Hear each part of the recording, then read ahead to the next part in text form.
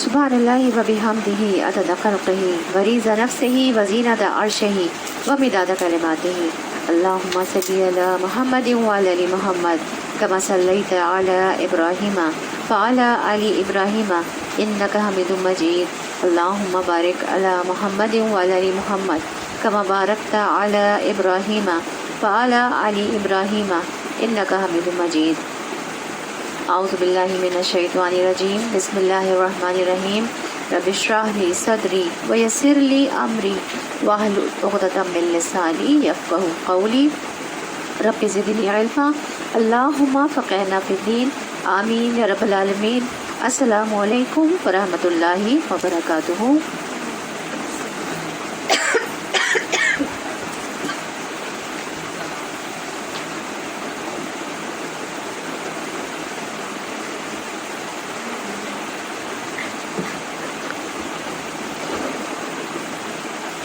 سلسلہ ہے فہم القرآن کا اور استقبال رمضان کا۔ استقبال رمضان میں ہم نمازوں کی اصلاح کے حوالے سے صورتوں کے ترجمے یاد کر رہے ہیں، تو آج جس صورت کا ہم نے انتخاب کیا ہے وہ ہے صورت النصر، اذا جاء نصر اللہ والفتح۔ اس صورت کا میں تھوڑا سا آپ کو بتا دیتی ہوں کہ کس اس میں جو ہے وہ پس منظر میں یہ نازل ہوئی ہے۔ یہ صورت جو ہے وہ نازل ہوئی تھی جب نبی کریم صلی اللہ علیہ وسلم حجۃ الوداع کے موقع پر مینا میں تھے، تو اس وقت یہ صورت نازل ہوئی تھی۔ اور اس صورت میں جو ہے اللہ تعالیٰ نے اپنی فتح اور مدد کا ذکر کیا ہے، اور پھر یہ فرمایا ہے کہ جب مدد اور فتح اور کامیابی تمہیں نصیب ہو جائے تو پھر اس کے بعد ایک مسلمان کو کرنا کیا ہے۔ ٹھیک ہے، تو شروع کرتے ہیں۔ بسم اللہ، ساتھ نام اللہ کے، الرحمن جو بہت مہربان ہے، الرحیم بار بار رحم کرنے والا ہے، اذا جب، جاء آ جائے، نصر اللہ مدد اللہ کی، والفتح اور فتح، ورائیتا اور آپ دیکھیں، الناسا لوگوں کو، یدخلون وہ داخل ہو رہے ہیں، فی دینی دین میں، اللہ اللہ کے، افواجن فوج در فوج، فسبح تو تسبیح کیجئے، بحمدی ساتھ ہم کے، ربی کا اپنے رب کی، واستغفرہ اور بخشش مانگیے اس سے، انہ بے شک وہ، کانا ہے وہ، توابن بہت توبہ قبول کرنے والا، اذا جاء جب آ جائے، نصر اللہ مدد اللہ کی، والفتح اور فتح۔ یہ کس مدد اور فتح کا ذکر ہے؟ دیکھیں، ہجرت سے پہلے نبی کریم صلی اللہ علیہ وسلم اور ان کے ساتھیوں نے تقریباً 13 سال جو ہے وہ مکے میں گزارے، اور وہاں پہ کفار مکہ اور قریش کی سختیاں برداشت کی، ان پر اتنا زیادہ ظلم و ستم کیا گیا، اور انہیں جو مشن دیا گیا تھا نبی کریم صلی اللہ علیہ وسلم کو وہ پورا نہیں کرنے دیتے تھے، طرح طرح سے انہیں تنگ کرتے تھے۔ تو 13 سال سختیاں برداشت کرنے کے بعد، وہاں پہ دین کی تعلیمات دینے کے باوجود جو ہے وہ کیا ہوا، اتنی مشکلات کا شکار ہوئے۔ پھر ہجرت کا حکم آیا، ہجرت کیا مدینہ میں، پھر مدینہ میں کیا ہوا، وہاں پہ تبلیغ شروع کی، اور وہاں پہ انصار مدینہ کا سب کو پتہ ہے کہ کیسا ایثار تھا ان کا، اور وہاں پہ وہ لوگ تیار تھے، انہوں نے کتنا اچھا استقبال کیا وہاں پہ۔ پھر مدینہ میں جو ہے وہ دین پھلنا پھولنا جو ہے وہ شروع ہوا۔ تو نبی کریم صلی اللہ علیہ وسلم جو جتنے بھی عرب کے مختلف قبائل تھے، مختلف علاقوں سے، تو وہ پورے گروہ کے گروہ آتے تھے نبی کریم صلی اللہ علیہ وسلم کے پاس اور ان کے ہاتھ پر بیعت کرتے تھے اور دین اسلام قبول کر کے جاتے تھے. تو یہ اللہ تعالیٰ کی کتنی مدد ہوئی اور فتح ہوئی کہ کس طرح سے اللہ تعالیٰ نے دین کو پھیلایا نبی کریم صلی اللہ علیہ وسلم کے ذریعے سے. تو 40 گروہ افراد کے گروہ آتے تھے، 80 افراد کے گروہ مختلف عرب کے قبائل سے آتے تھے. تو اس طرح سے جو ہے نا تھوڑا تھوڑا کر کے جب آتے رہے تو کئی سالوں میں تقریباً پورا عرب جو ہے وہ کیا ہو گیا تھا، مسلمان ہو گیا تھا اور انہوں نے اسلام قبول کر لیا تھا. اور اسی دوران فتح مکہ بھی ہو گئی تھی، مکہ بھی فتح ہو گیا تھا. تو یہ جو صورت نازل ہوئی ہے تو یہ اس وقت تک جو ہے حجۃ الوداع میں منا کے موقع پر جو ہے یہ نازل ہوئی. تو اس وقت ایک بڑی فتح مسلمانوں کو نبی کریم صلی اللہ علیہ وسلم کو خاص طور پر حاصل ہو چکی تھی. تو یہ اسی مدد اور فتح کا ذکر ہے کہ جنگ بدر میں کس طرح سے اللہ تعالیٰ نے مدد کی تھی کہ اپنے فرشتے بھیجے تھے، 1000 فرشتے، یا دوسری جگہ پہ دوسری تعداد آتی ہے، اپنے فرشتوں کے ذریعے سے کس طرح سے اللہ تعالیٰ نے مدد کی تھی، حالانکہ مسلمان کتنی کم تعداد میں تھے. تو یہ جو اتنی تیزی سے دین اسلام پھیلا ہے ہجرت کے بعد اور غلبہ ہو گیا اسلام کا، مکہ بھی فتح ہو گیا، تو یہ اس مدد اور فتح کا ذکر ہے کہ جب آ جائے مدد اللہ کی اور فتح. ورأیت الناس، اور آپ نہیں اب میں سمجھا رہی ہوں. ورأیت الناس، اور آپ دیکھیں لوگوں کو کہ جو یدخلون وہ داخل ہو رہے فی دین اللہ، دین میں اللہ کے، افواجن فوج در فوج، گروہ کے گروہ جو ہے نا وہ آ رہے تھے عرب قبائل سے اور نبی کریم صلی اللہ علیہ وسلم کے ہاتھ پر بیعت کر رہے تھے اور دین اسلام میں شامل ہو رہے تھے. تو کتنی شاندار فتح انہیں مل رہی تھی اور دین اسلام جو ہے وہ غالب آ رہا تھا. پھر اللہ تعالیٰ نے کیا فرمایا کہ جب آپ کو اللہ کی نصرت اور اللہ کی فتح حاصل ہو گئی ہے، فسبح، پس تسبیح کیجئے، اللہ کی تعریف بیان کیجئے، بحمدی، ساتھ اس کی حمد کے، ربی کا، اپنے رب کی، واستغفرہ، اور بخشش مانگیے اس سے. کیا کرنا ہے؟ 2 کام کرنے ہیں کہ اللہ کی تعریف بیان کرنا ہے اور بخشش مانگنا ہے. اور بے شک وہ کانا ہے وہ تواباً، بہت توبہ قبول کرنے والا. تو اللہ تعالیٰ کی کتنی اچھی سے بیان ہوئی ہے کہ اللہ تعالیٰ کیا ہے؟ تواب ہے، توبہ قبول کرتا ہے. کیونکہ دیکھیں جب ہم کوئی بھی کام کر رہے ہوتے ہیں، کوئی مشن پر ہوتے ہیں، تو ہم انسان ہیں نا، ہم سے غلطیاں ہو ہی جاتی ہیں.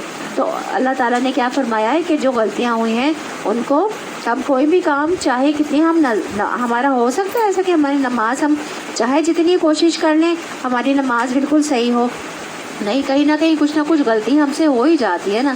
تو وہی کہا جا رہا ہے، اللہ تعالیٰ نے وہی کہا ہے کہ اگر غلطیاں ہو بھی گئی ہیں آپ سے تو کوئی بات نہیں ہے، استغفار کیجئے. تو اس صورت کے نازل ہونے کے بعد نبی کریم صلی اللہ علیہ وسلم کثرت سے 2 تسبیحات پڑھا کرتے تھے. ایک تسبیح تھی سبحان اللہ و بحمدہ، استغفر اللہ واتوب الیہ. ایک اس تسبیح کی بہت زیادہ کثرت کرنے لگے تھے. اور دوسری تسبیح تھی جو کہ رکوع اور سجدہ میں بھی پڑھی جاتی ہے، تسبیح سبحان اللہ. کون سی ہے؟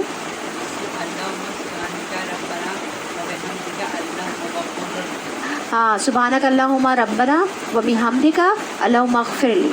سبحانک اللہم میں کیا ہے؟ پاک ہے تو اے اللہ.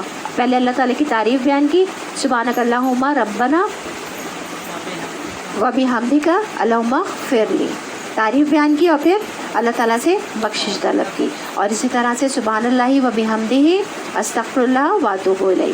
یہ ان دونوں تسبیحوں کی نبی کریم صلی اللہ علیہ وسلم بہت زیادہ کثرت کرنے لگے تھے اس صورت کے نازل ہونے کے بعد. تو ہمیں کیا سبق ملتا ہے کہ جب ہمیں بھی کوئی فتح اور مدد حاصل ہو جائے اللہ تعالیٰ کی تو ہمیں کیا کرنا ہے؟ اللہ تعالیٰ کی، ہاں شاباش. لیکن ہم تو جو فتح ہے وہ کیسے مناتے ہیں؟ ہپ ہاپ بھنگڑے ڈالتے ہیں اور کیا بالکل آؤٹ ہو جاتے ہیں، پاگل ہو جاتے ہیں. تو ویسے منانی چاہیے ہمیں خوشیاں؟ نہیں، اللہ کا شکر ادا کریں، اللہ کی تسبیح بیان کریں اور کیا کریں؟ استغفار کریں، اپنے گناہوں کی معافی مانگیں. ٹھیک ہے، تو یاد رکھنا ہے اب خوشیاں کیسے منانی ہیں، اللہ کی تسبیح بیان کرنی ہے اور استغفار کر کے. ٹھیک ہے، تو ایک دفعہ اور پڑھ لیتے ہیں. اذا، جب، جاء، آ جائے، نصر اللہ، مدد اللہ کی، والفتح، اور فتح، ورأیت، ان کو ہیلپ کر دیں تھوڑی سی.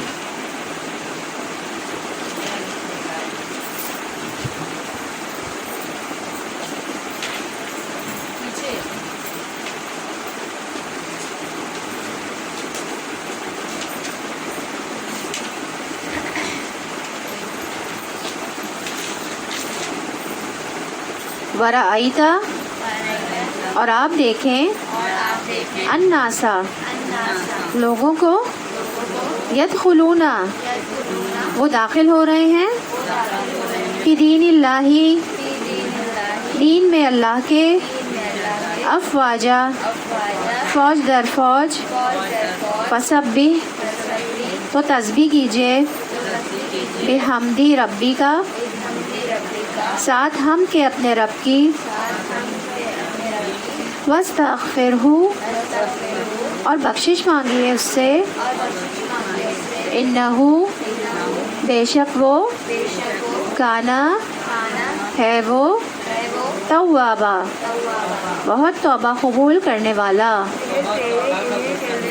تو انشاءاللہ اب جب نماز پڑھیں گے اور نماز میں یہ دعا یہ سورت کی تلاوت کریں گے تو ان تمام چیزوں کو اس پس منظر کو رکھنا ہے, اس کے الفاظ پر بھی غور کرنا ہے, اور کوئی ایک جو ہے جس نے پڑھ لیا ہے ان کا مس ہو گیا تو ان کو کوئی ایک سکھا دے. آج ویسے بھی لاسٹ ڈے ہے تو جتنے بھی یہاں پہ لوگ بیٹھے ہیں چاروں میں سے جن یہ خاص طور پر یہ گرلس نے 3 جو گرلس بیٹھی ہوئی ہیں ان تینوں میں سے ایک کی ذمہ داری ہے, ان کا مس ہو گیا تو ان کو وہ سمجھا دے.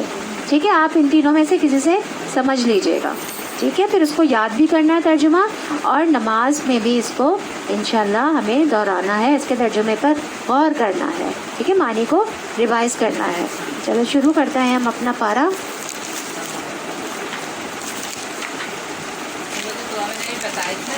وہ رکوع سجدے کی اس کو میں پوچھی تھی کہ اس کو مجھ سے زیادہ پڑھا صحیح جاتا ہے, کتنی دفعہ پڑھنا ہے, یہ نہیں تو ایک دفعہ پڑھ لیتی ہوں.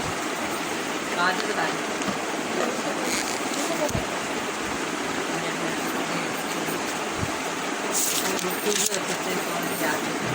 پارہ نمبر 9 قال الملأ آغاز ہوتا ہے سورۃ الاعراف کی آیت نمبر 88 سے.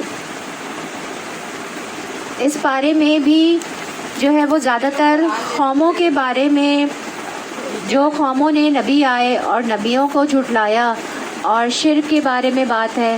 اور اس پارے میں تفصیلاً جو ہے وہ حضرت موسیٰ علیہ السلام کا ذکر ہے, بنی اسرائیل کی قوم کا ذکر ہے, اور فرعون کا ذکر ہے. اور ان تمام چیزوں کو بتا کر اللہ تعالیٰ نے یہ بتایا ہے کہ جو شرک کرتے ہیں اللہ تعالیٰ کی آیات کو جھٹلاتے ہیں آخرکار ان کا کیا انجام ہوتا ہے. تو اس پارے میں اور اس جو سورۃ الاعراف میں اس کے آخر میں یہی موضوع ہے. ٹھیک ہے, تو شروع کرتے ہیں.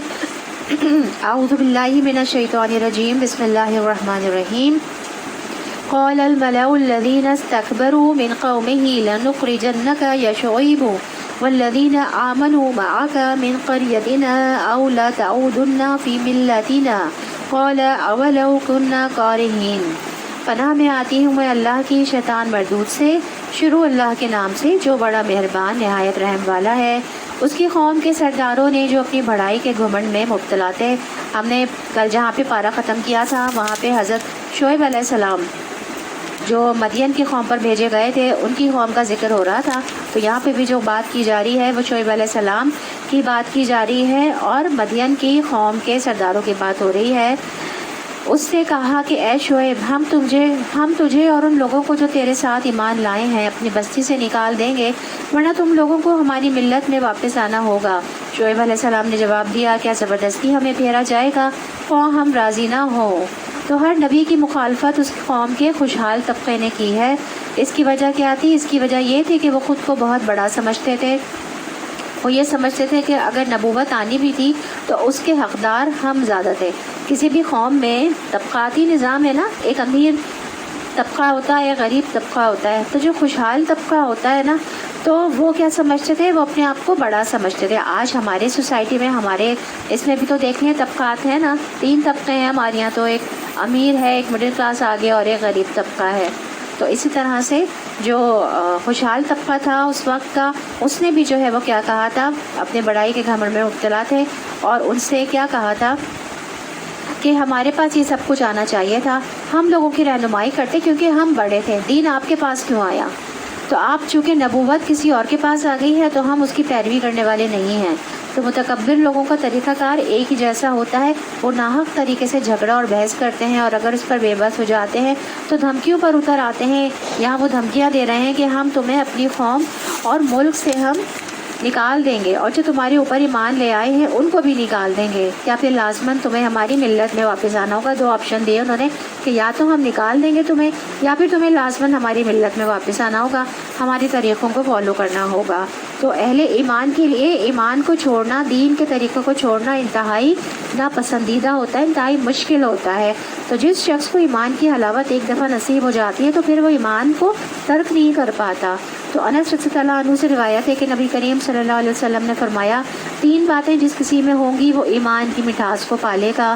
نمبر 1 یہ کہ اللہ اور اس کا رسول اس کے نزدیک ہر چیز سے زیادہ محبوب ہو جائے، اور یہ کہ آدمی جس کسی سے بھی محبت کرے وہ صرف اور صرف اللہ تعالیٰ کے لیے کرے، اپنی ذاتی خواہش کے لیے نہیں کرے، اپنے ذاتی مقصد کے لیے نہیں کرے۔ کس لیے کرے؟ صرف اللہ کے لیے۔ کفر میں دوبارہ لوٹنے کو اس طرح ناپسند کرے کہ جیسا کہ وہ آگ میں پھینکے جانے کو ناپسند کرتا ہے، لیکن ایمان کی حلاوت ایک دفعہ آ گئی پھر اسے کہا جا رہا ہے کہ تم واپس جو ہے وہ کہاں چلے جاؤ، کفر کی راہ اختیار کر لو، دین اسلام کو چھوڑ دو یا اس کی روش کو چھوڑ دو۔ تو کوئی بھی جس کو صحیح حلاوت یا جس کو صحیح ایمان کی چاشنی کا مزہ لگ گیا وہ دوبارہ تو واپس نہیں جائے گا نا، اس کفر والی حالت میں تو نہیں جانا پسند کرے گا۔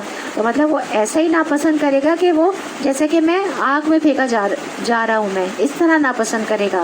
تو پھر اسلام سے مرتد ہو کر کفر کی طرف جانا اس کے لیے ایسا ہی ہوگا جیسے کہ واپس جہنم میں جانا ہے۔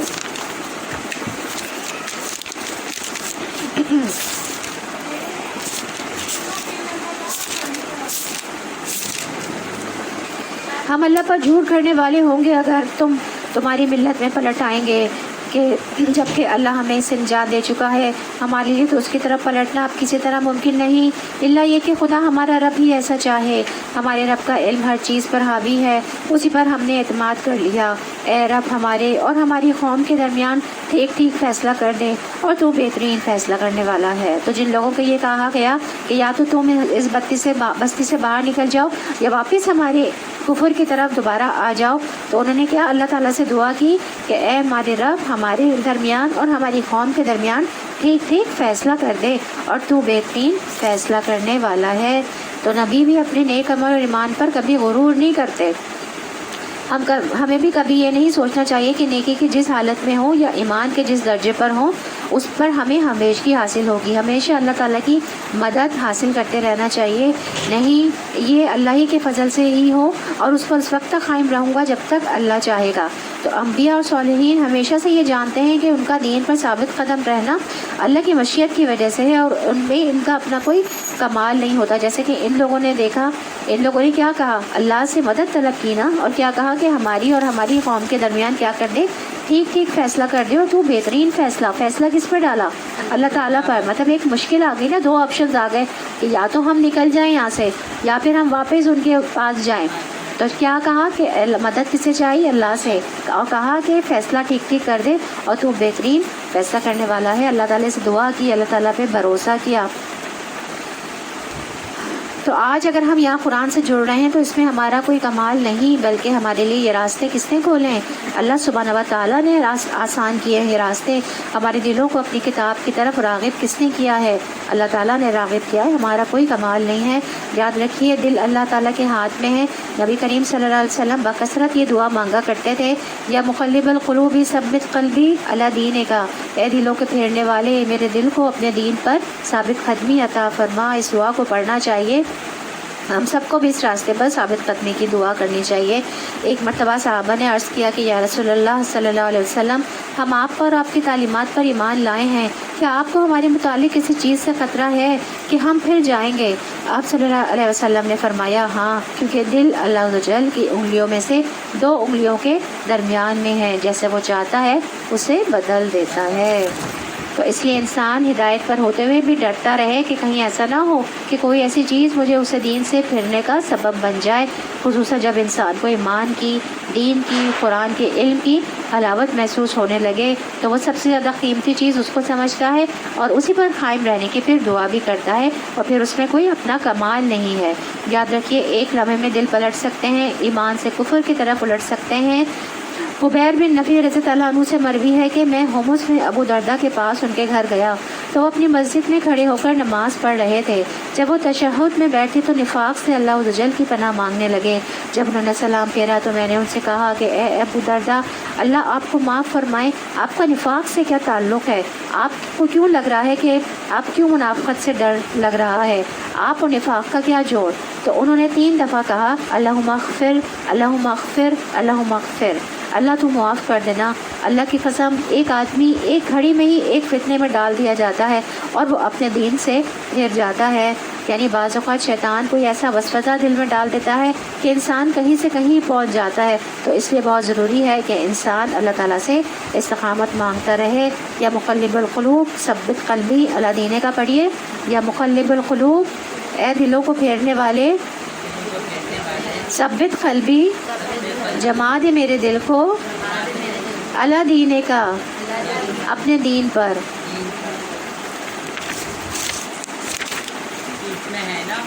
اس کی قوم کے سرداروں نے جو اس کی بات ماننے سے انکار کر چکے تھے آپس میں کہا اگر تم نے شعیب کی پیروی قبول کر لی تو برباد ہو جاؤ گے۔ مگر ہوا یہ کہ ایک دہلا دینے والی آفت نے ان کو آ لیا اور وہ اپنے گھروں میں اوندے پڑے کے پڑے رہ گئے۔ جن لوگوں نے شعیب علیہ السلام کو جھٹلایا وہ ایسے مٹے کہ گویا کبھی ان گھروں میں بسے ہی نہ تھے۔ تو کیا حال ہوا؟ اللہ تعالیٰ نے ان کو تباہ و برباد کیا۔ شعیب علیہ السلام کے جھٹلانے والے ہی آخرکار برباد ہو کر رہے، اور شعیب علیہ السلام یہ کہہ کر ان کی بستیوں سے نکل گئے کہ اے برادران قوم، میں نے اپنے رب کے پیغامات تمہیں پہنچا دیے اور تمہاری خیر خواہی کا حق ادا کر دیا۔ اب میں اس قوم پر کیسے افسوس کروں جو قبول حق سے انکار کرتی ہے۔ کبھی ایسا نہیں ہوا کہ ہم نے کسی بستی میں نبی بھیجا ہو اور اس بستی کے لوگوں کو پہلے تنگی اور سختی میں مبتلا نہ کیا ہو۔ تو پہلے کیا ہوتا ہے؟ اللہ تعالیٰ تنگی اور سختی میں مبتلا کرتے ہیں اور پھر اس کے بعد نبی بھیجتے ہیں اس خیال سے کہ شاید وہ عاجزی پر اتر جائیں۔ جب انسان کے اوپر تنگی اور سختی آتی ہے تو انسان تھوڑا سا عاجز ہو جاتا ہے، ذرا غم میں مبتلا ہوتا ہے، سختیاں آتی ہیں حالات کی، تو کیا ہوتا ہے؟ تھوڑا سا انسان بہتر ہو جاتا ہے نا، عاجز ہو جاتا ہے، اللہ کی طرف راغب ہو جاتا ہے۔ پھر ہم نے ان کی بدحالی کو خوشحالی سے بدل دیا۔ پھر ایک اور آزمائش آئی کہ بدحالی آئی تھی پہلے تو کیا تھا کہ شاید وہ عاجزی اختیار کر لیں، پھر خوشحالی آئی، یہاں تک کہ وہ خوب پھلے پھولے اور کہنے لگے ہمارے اسلاف پر بھی اچھے اور برے دن آتے رہتے تھے۔ کیا سمجھے؟ وہ اللہ کی چال، اللہ کی بات کو سمجھے ہی نہیں کہ یہ اللہ کی طرف سے ہیں تمام چیزیں۔ وہ کہنے لگے کہ ہمارے اسلاف پر بھی اچھے برے دن آتے ہی رہتے تھے۔ تو کیا ہوا؟ ایک دفعہ برے دن آ گئے تو ایک دفعہ اچھے دن آ گئے۔ آخرکار ہم نے انہیں اچانک پکڑ لیا اور انہیں خبر تک نہ ہوئی۔ تو خوشحالی اور بدحالی دونوں ہی امتحان کے 2 پرچے ہیں، یاد رکھیے۔ تکلیف میں تو انسان سمجھتا ہے کہ میرے اوپر کوئی امتحان اور آزمائش ہے، شاید اللہ کی کوئی ناراضگی ہے، اس وجہ سے میرے حالات نہیں بدلے۔ لیکن جب خوشحالی آتی ہے اور نعمتیں فراواں ہو جاتی ہیں تو انسان سب کچھ بھول جاتا ہے۔ انسان کے اندر یہ خیال آتا ہے کہ میرا رب مجھ سے بہت راضی ہے، لہٰذا وہ گناہ پہ گناہ کرتا چلا جاتا ہے اور اللہ کی نافرمانیوں کی طرف نکل جاتا ہے اور توبہ استغفار بھی نہیں کرتا۔ وہ سمجھتا ہے تو میری کوئی نیکی تھی، اس کا صلہ ہے، یہ میری کوئی نیکی تھی، اللہ اس کا صلہ ہے یہ۔ تو اس لیے جب بھی صحابہ کرام پر نعمتیں بہت زیادہ ہو جایا کرتی تھی نا تو وہ اس سے بھی بہت زیادہ ڈرا کرتے تھے کہ کہیں یہ ہمارے رب کی طرف سے ڈھیل نہ ہو، کہیں استدراج نہ ہو کہ اس کے بعد پکڑ نہ لیا جائے۔ تو اس لیے نعمتوں کو بھی عاجزی کے ساتھ استعمال کرنا چاہیے اور اس میں سے بھی اللہ کا اور بندوں کا حق نکالتے رہنا چاہیے تاکہ اس نعمت کا شکر ادا ہوتے رہے اور نعمتیں برقرار رہیں۔ نعمتوں کے برقرار رہنے کے لیے کیا ضروری ہے کہ اس پر اللہ تعالیٰ کا شکر ادا کریں۔ اس نعمتوں کا شکر 3 طریقوں سے کیا جاتا ہے، دل سے، زبان سے، اور اس نعمت کو خود بھی استعمال کریں اور اس کو دوسروں کے لیے بھی اس سے فائدہ پہنچانا ہے، اللہ کی مخلوق کو بھی اس نعمت سے فائدہ پہنچانا ہے، پھر شکر کا پورا حق جو ہے وہ ادا ہوتا ہے۔ اگر بستیوں کے لوگ ایمان لاتے اور تقوی کی روش اختیار کرتے تو ہم ان پر آسمان و زمین سے برکتوں کے دروازے کھول دیتے، مگر انہوں نے تو جھٹلایا، لہٰذا ہم نے اس بری کمائی کے حساب میں انہیں پکڑ لیا جو وہ سمیٹ رہے تھے۔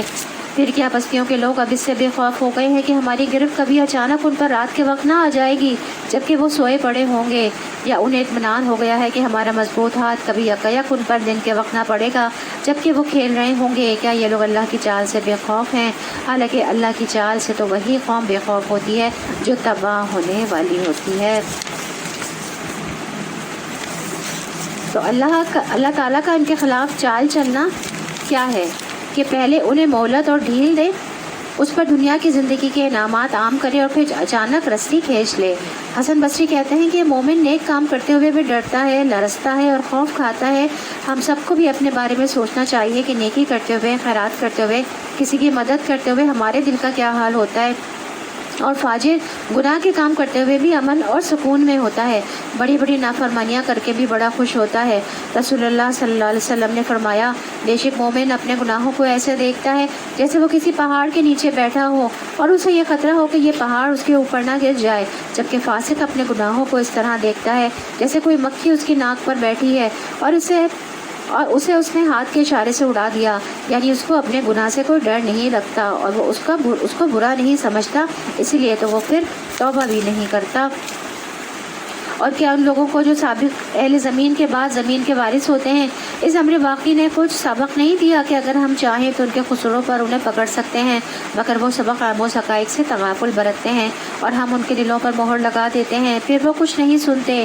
یہ قومیں جن کے قصے ہم تمہیں سنا رہے ہیں تمہارے سامنے مثال میں موجود ہیں، ان کے رسول ان کے پاس کھلی کھلی نشانیاں لے کر آئے، مگر جس چیز کو وہ ایک دفعہ جھٹلا چکے تھے پھر اسے وہ ماننے والے نہ تھے۔ دیکھو اس طرح ہم منکرین حق کے دلوں پر مہر لگا دیتے ہیں۔ ہم نے ان میں سے اکثر میں کوئی پاس عہد نہ پایا بلکہ اکثر کو فاسق ہی پایا۔ پھر ان قوموں کے بعد جن کا ذکر اوپر کیا گیا ہے، ہم نے موسیٰ علیہ السلام کو اپنی نشانیوں کے ساتھ فرعون اور اس کی قوم کے سرداروں کے پاس بھیجا۔ اب یہاں سے موسیٰ علیہ السلام بنی اسرائیل کا لمبا واقعہ جو ہے وہ پورا شروع ہوتا ہے، تقریباً یہ پوری صورت اسی میں ہی جائے گی۔ مگر انہوں نے بھی ہماری نشانیوں کے ساتھ ظلم کیا، بس دیکھو کہ ان مفسدوں کا کیا انجام ہوا۔ موسیٰ علیہ السلام نے کہا، اے فرعون، میں کائنات کے مالک کی طرف سے بھیجا ہوا آیا ہوں، میرا منصب یہی ہے کہ اللہ کا نام لے کر کوئی بات حق کے سوا نہ کہوں۔ میں تم لوگوں کے پاس تمہارے رب کی طرف سے سری دلیل ماموریت لے کر آیا ہوں، لہٰذا تو بنی اسرائیل کو میرے ساتھ بھیج دے۔ فرعون نے کہا، اگر تو کوئی نشانی لایا ہے اور اپنے دعوے میں سچا ہے تو اسے پیش کر۔ تو موسیٰ علیہ السلام نے اپنا عصا پھینکا اور یکایک وہ ایک جیتا جاگتا اژدہا تھا۔ اللہ تعالیٰ نے ان کو کئی معجزات دیے تھے، حضرت موسیٰ علیہ السلام کو معجزات دیے تھے کہ ان کا عصا ایسا تھا جو کہ کیا ہوتا تھا، جب وہ زمین پہ پھینکتے تھے تو وہ اژدہا بن جاتا تھا، اور یدی بحثت دیا تھا ان کا جو ایک ہاتھ تھا وہ جب وہ باہر نکالتے تھے وہ سفید روشن ہوتا تھا۔ اور اس کے علاوہ بھی بہت ساری ان کو نشانیاں ہیں۔ اور اپنی جیب سے ہاتھ نکالا اور سب دیکھنے والوں کے سامنے وہ چمک رہا تھا۔ اس پر فرعون کی قوم کے سرداروں نے آپس میں کہا کہ یقیناً یہ شخص بڑا ہی ماہر جادوگر ہے، تمہیں تمہاری زمین سے بے دخل کرنا چاہتا ہے، اب کہو کیا کہتے ہو۔ پھر ان سب نے فرعون کو مشورہ دیا کہ اسے اور اس کے بھائی کو انتظار میں رکھیے اور تمام شہروں میں ہر کارے بھیج دیجیے کہ ہر ماہر فن جادوگر کو آپ کے پاس لے آئیں۔ چنانچہ جادوگر فرعون کے پاس آ گئے اور انہوں نے کہا کہ اگر ہم غالب رہے تو ہمیں اس کا صلہ ضرور ملے گا۔ فرعون نے جواب دیا، ہاں، اور تم مقرب بارگاہ ہوگے۔ پھر انہوں نے موسیٰ علیہ السلام سے کہا، تم پھینکتے ہو یا ہم پھینکیں؟ تو موسیٰ علیہ السلام نے جواب دیا، تم ہی پھینکو، یعنی کہ عصا ان کو کہا کہ تم اپنا جادو پھینکو۔ جب فرعون کا زمانہ تھا اس وقت جادو کا بہت دورہ تھا، تو اللہ تعالیٰ کا یہ سنت رہی اللہ تعالیٰ کی کہ اللہ تعالیٰ جب بھی کسی نبی کو بھیجتے ہیں اور اس کے ساتھ کوئی نہ کوئی معجزہ ہوتا تھا، تو ہر قوم میں جب بھی کوئی نبی کوئی معجزہ لے کر آتا تھا تو وہ اس دور میں جو بھی چیز ٹاپ پر ہوتی تھی، جو رواج ہوتا تھا، اس کا توڑ ہوتا تھا۔ تو جب یہ جو عصا پھینکنا تھا، اژدہا بن جانا تھا، اس وقت جو دور تھا نا فرعون کا، اس وقت جادو عروج پر تھا، تو وہ لوگ اپنے جادو پھینکتے تھے تو رسیاں جو ہیں وہ سانپ بن جاتی تھیں۔ ایسا جادو تھا فرعون کے دور میں، ایسے بڑے بڑے جادوگر تھے۔ تو اللہ تعالیٰ نے اس حساب سے جو ہے وہ معجزہ بھیجا نبی کریم حضرت موسیٰ علیہ السلام کو کہ ان کا عصا جو تھا، ان کی جو لاٹھی تھی وہ ایسی تھی کہ جب وہ پھینکتے تھے تو کیا کرتا تھا، وہ اژدہا بن جاتا تھا۔ اسی طرح سے جب نبی کریم صلی اللہ علیہ وسلم آئے ہیں تو اس وقت کس چیز کا دور تھا؟ پتہ ہے کسی کو کس چیز کا دور تھا؟ شعر و شاعری عروج پر تھی۔ اس وقت جو ہے شعر و شاعری عروج پر تھی اور ایک دوسرے کو شعر و شاعری کر کے اور متاثر کیا جاتا تھا، اپنے قبائل کی بہت زیادہ تعریف بیان کی جاتی تھی شعر و شاعری کرتے، مطلب جو کمیونیکیشن تھا نا وہ بہت اچھا تھا، اور کمیونیکیشن اور شعر و شاعری کے ذریعے اپنے قبائل کی خوب تعریف کی جاتی تھی۔ تو اللہ تعالیٰ نے قرآن کا معجزہ نبی کریم صلی اللہ علیہ وسلم کے ساتھ بھیجا کہ قرآن ایک ایسا معجزہ ہے کہ جس میں بہترین جو ہے وہ کلام ہے، اور یہ جب لوگوں کو سنایا جاتا ہے تو لوگوں کے دلوں پر اثر کرتا ہے. تو جبھی تو وہ نبی کریم صلی اللہ علیہ وسلم کو کیا کہا کرتے تھے کہ یہ جادوگر ہے، یہ جو ہے وہ، کیونکہ لوگ اس کی بات سنتے ہیں، یہ کلام سنتے ہیں تو کیا ہوتا ہے ان کے دل پھر جاتے ہیں. تو جب وہ لوگ شعر و شاعری کرتے تھے تو لوگ جو ہے ان کی باتوں سے بہت متاثر ہوتے تھے. تو اللہ تعالیٰ نے قرآن کا معجزہ نبی کریم صلی اللہ علیہ وسلم کے ساتھ بھیجا کہ آپ اس کلام کو پڑھ کے سنائیے، اس کا اثر لوگوں کے دلوں پہ جائے گا. تو جب لوگوں نے یہ دیکھا کہ یہ تو قرآن اتنا اثر کر رہا ہے اور لوگ جو ہے متاثر ہو رہے ہیں، تو پھر وہ کتنے ان کے خلاف کھڑے ہو گئے تھے، نبی کریم صلی اللہ علیہ وسلم کے خلاف کھڑے ہو گئے تھے.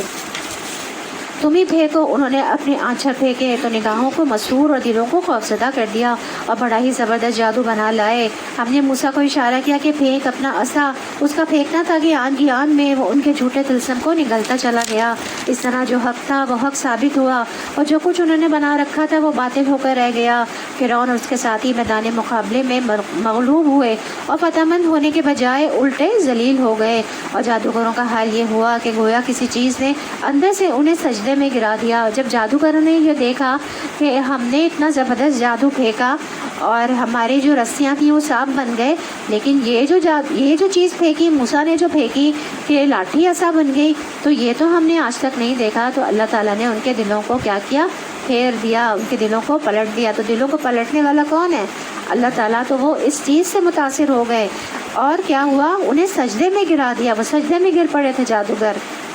کہنے لگے ہم نے مان لیا رب العالمین کو، اس رب کو جسے موسیٰ اور ہارون مانتے ہیں. جو موسیٰ علیہ السلام نے دین کی دعوت دی تھی انہیں، تو کیا ہوا؟ انہوں نے مان لیا، جادوگروں نے مان لیا. فرعون نے نہیں مانا تھا، جادوگروں نے مان لیا کہ ہم نے مان لیا اس رب کو جسے موسیٰ اور ہارون کون تھے؟ ہارون علیہ السلام حضرت موسیٰ علیہ السلام کے بھائی تھے، جو کہ ان کے ساتھ گئے تھے ان کو دین کی تبلیغ کرنے کے لیے. فرعون نے کیا کہا؟ تم اس پر ہی مان لے آئے قبل اس کے کہ میں تمہیں اجازت دوں، یعنی کہ تم میری اجازت کے بغیر جو ہے مان لے آئے. مطلب اتنا سخت تھا وہ کہ اپنی اجازت کے بغیر کوئی بھی کام کسی کو کرنے نہیں دیتا تھا، اپنے سرداروں کو بھی اور اپنے جو بھی اس کے لوگ تھے، رعایا تھی اس کو. یقیناً یہ کوئی خفیہ سازش تھی جو تم لوگوں نے اس دارالسلطنت میں کی، یعنی کہ میری سلطنت میں یہ کوئی سازش ہوئی ہے تاکہ اس کے مالکوں کو اقتدار سے بے دخل کر دو، یعنی کہ مجھے میرا اقتدار چھین لیا جائے. اچھا، تو اس کا نتیجہ اب تمہیں معلوم ہوا جاتا ہے. اب سزا وہ جو ہے وہ تجاوز وہ کر رہا ہے، ان کے لیے تجویز کر رہا ہے کہ اب سزا دیکھو کیا ملتی ہے.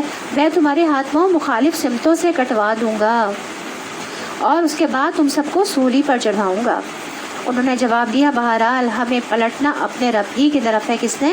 جو جادوگر تھے. انہوں نے کہا جب ان کے دل پلٹ گئے کہ موسیٰ علیہ السلام کے عصا جو ہے وہ عصا بن گیا، ان کے دل پلٹ گئے اور وہ سجدے میں گر گئے.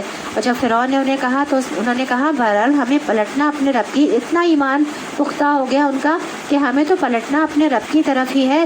تو جس بات پر ہم سے انتقام لینا چاہتا ہے تو لے لے، وہ اس کے سوا کچھ نہیں کہ ہمارے رب کی نشانیاں جب ہمارے سامنے آ گئی تو ہم نے انہیں مان لیا. اے رب ہم پر صبر کا فیضان کر اور ہمیں دنیا سے اٹھا تو اس حال میں کہ ہم تیرے فرما بردار ہوں. مطلب انہوں نے کہا اب ہمیں کوئی فرق نہیں پڑتا، اب چاہے تم ہمیں کوئی بھی سزا دو، ہمیں لوٹنا تو اللہ کی طرف ہی ہے. چاہے تم سزا دو، ہمیں سزا دے کر ہمیں مار دو، تب بھی ہم اللہ کی طرف ہی لوٹیں گے. ایمان تو لے آئے نا، اللہ ہی کی طرف لوٹیں گے. اور چاہے کوئی بھی سلوک کرو، ہمارے رب کی نشانیاں تو ہمارے پاس آ چکی ہیں. اور پھر اللہ سے کیا دعا کی؟ اللہ سے کیا دعا کی کہ اے رب ہم پر صبر کا فیضان کر. ربنا افرغ علینا صبرا، اور ہمیں دنیا سے اٹھا تو اس حال میں کہ ہم تیرے فرما بردار ہوں. توفانا مسلمین، یعنی کہ جب ہم آپ کے فرما بردار ہوں، جب ہم دین اسلام پر ہوں. تو یہ دعا بھی ہمیں پڑھنی چاہیے جب مصیبت بھی آئے، بہت زیادہ مصیبتیں آ رہی ہوں، پریشانیاں آ رہی ہوں اور ہم نہیں برداشت کر پا رہے ہوں یا بہت زیادہ خوف ہو، تو اس وقت بھی ہمیں یہ صبر نہیں ہو رہا ہو تو یہ دعائیں پڑھنی چاہیے. ربنا افرغ علینا صبرا، کہ اللہ تعالیٰ ہم پر، افرغ کہتے ہیں انڈیل دینا، صبر انڈیل دینا، کہ اتنا زیادہ صبر انڈیلنا ہوتا ہے نا. کوئی بڑی سی بالٹی لیں اور اس کو لے کے کسی چھوٹی سی بالٹی میں انڈیلتے ہیں تو بالٹی میں سے کس طرح سے پانی نکلتا ہے، انڈیلا جاتا ہے. تو صبر کو کہا جا رہا ہے، صبر کو کہا کہ اتنا اس طرح سے صبر انڈیل دے، مطلب بہت زیادہ صبر ہمیں عطا فرما. تاکہ اور ہمیں کیا کرنا کہ جب ہم اس دنیا سے جائیں، جب ہماری موت ہو تو ہم کیا کریں؟ مسلمین ہی ہوں، مسلمان ہوں اور تیرے ہی فرما بردار ہوں۔ تو جادوگر صبر سے مقابلہ کرنا چاہ رہے تھے، کیونکہ فرعون کی دھمکی کوئی معمولی دھمکی نہیں تھی۔ اپنے آپ کو اس جگہ رکھ کر سوچئے کہ کوئی اس طرح کی دھمکی دے تو خوف سے ہمارا کیا حال ہوگا۔ تو سیکھنے کی بات کیا ہے کہ بڑے سے گھبرا دینے والے موقع پر بھی انسان کو ہمت نہیں ہارنی چاہیے، اللہ تعالیٰ کی طرف رجوع کرنا چاہیے۔ فراق کہتے ہیں برتن میں جو کچھ ہے سب کچھ انڈیل دو، یعنی ہمارا دل صبر سے لبریز ہو جائے۔ وتوفانا مسلمین، پھر انہوں نے اسلام پر فوت ہونے کی دعا بھی مانگی، کیونکہ اب زندگی میں کوئی رغبت نہیں رہی تھی اور انہیں فرعون کی دھمکی کی بھی کوئی پرواہ نہیں تھی۔ ان کا مقصد کیا تھا کہ آخرت میں ہم نجات پا جائیں، جو کچھ اللہ کے پاس ہے اسے حاصل کرنے میں کامیاب ہو جائیں۔ اور ان باتوں سے فرعون اور ذلیل ہو گیا اور اس کی دھمکیاں بیکار ہو گئیں۔ پیچھے جو بات ہوئی تھی کہ لمحوں میں دل پلٹ جاتے ہیں، یہ اس کی عملی مثال ہے کہ جادوگروں کے دل لمحوں میں پلٹ گئے۔ جب دیکھا کہ عصا ان کا سارا جادو نگل گیا ہے تو ضد میں نہیں آئے، وہ ہار گئے ہیں، حق کو دیکھتے ہی فوراً قبول کر لیا، ان کے دل پلٹ گئے اور ایمان کی طرف آ گئے۔ تو جب ایمان آیا تو اس کی روشنی سے سب سے بڑی فکر انہیں اپنی آخرت کی فکر لگی۔ تو جب ایمان آتا ہے سب سے بڑی فکر کیا لگتی ہے؟ اپنی آخرت کی لگتی ہے، فرعون کی دھمکیوں کی نہیں۔ اس کے مقابلے میں کیا مانگا اللہ تعالیٰ سے؟ صبر مانگا۔ اصل ایمان ہی اس شخص کا سچا ہوتا ہے جس کو اپنی آخرت کی فکر ہوتی ہے، میرے کام کا انجام وہاں کیا ہوگا، آگے کیا بنے گا، جو ہمیشہ کی زندگی ہے۔ تو یاد رکھیے، کوئی مشکل چھوٹی ہو بڑی ہو، سب سے پہلے ہمارے دل میں اللہ تعالیٰ کا خیال آنا چاہیے، اسی سے دعا کرنی چاہیے۔ مشکل کا مقابلہ کرنے کے لیے اللہ تعالیٰ سے مدد مانگنی چاہیے، جیسے کہ سورۃ البقرہ کی آیت نمبر 45 میں آتا ہے، وَاسْتَعِینُوا بِالصَّبْرِ وَالصَّلَاةِ وَإِنَّهَا لَكَبِیرَةٌ إِلَّا عَلَى الْخَاشِعِینَ۔ نماز اللہ تعالیٰ سے دعا مانگنے کا بہترین طریقہ ہے۔ ہماری جو استاذہ ہیں ڈاکٹر فرحت ہاشمی، وہ بتاتی ہیں کہ جب ان کی والدہ کی وفات ہوئی تھی تو ان کو پہلی نظر میں فوت ہوتے ہوئے دیکھا تو ان کا دل ان کا بیٹھ گیا تھا۔ تو اس وقت ان کے دل میں فوراً یہی آیات یاد آئی تھی، وَاسْتَعِینُوا بِالصَّبْرِ وَالصَّلَاةِ۔ اور وہ بتاتی ہیں کہ پہلا کام انہوں نے یہی کیا کہ نماز پڑھی۔ تو یقین کریں، وہ بتاتی ہیں کہ نماز سے پہلے اور بعد کے ان کے دل کے جو حالات تھے اس میں زمین آسمان کا فرق تھا۔ تو دل ٹھہر گیا اور سکینت نازل ہو گئی، سکون آ گیا، اور اس کے بعد سارے مرحلے جو ہے ان کے آسان ہو گئے۔ یہ نہیں کہ آنسوں میں آنسو نہیں آتے، آنکھوں میں آنسو آ جاتے ہیں، وہ آنا صحیح ہے، آ جانے میں کوئی برائی نہیں ہے، لیکن جو بے قراری کی کیفیت ہوتی ہے نا، وہ چلی گئی۔ تو کسی کی وفات ہو، چوری ہو، نقصان ہو، کچھ بھی ہو، اللہ سبحانہ و تعالیٰ کی طرف راغب ہی ہوتا ہے۔ حالات تو نہیں بدلتے لیکن ہمارے دل بدل جاتے ہیں۔ تو باہر تو وقت کے ساتھ تبدیلی آتی ہے، یا اندر کی تبدیلی انسان کو مضبوط اور پرسکون بنا دیتی ہے۔ تو جب آپ پرسکون ہوتے ہیں تو سارے فیصلے پھر ہوش و حواس میں کرتے ہیں، ورنہ عموماً انسان ایسے مواقع پر کیا ہوتا ہے، جذباتی ہو کر ایک دوسرے سے لڑنے جھگڑنے بھی لگتا ہے، چھوٹی باتوں پر چیخنا چلانا شروع کر دیتا ہے، جو کہ اللہ تعالیٰ کو ناراض کرنے والی باتیں ہوتی ہیں۔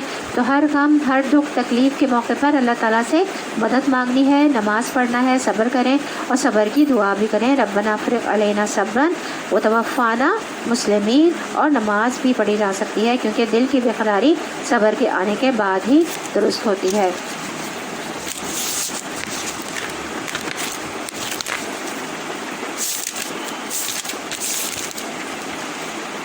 فرعون نے اس کی قوم کے سرداروں سے کہا، کیا تو موسیٰ اور اس کی قوم کو یوں ہی چھوڑ دے گا کہ ملک میں فساد پھیلائیں اور وہ تیری اور تیرے معبودوں کی بندگی چھوڑ بیٹھے ہیں؟ فرعون نے جواب دیا، میں ان کے بیٹوں کو قتل کراؤں گا اور ان کی عورتوں کو جیتا رہنے دوں گا، ہمارے اقتدار کی گرفت ان پر مضبوط ہے۔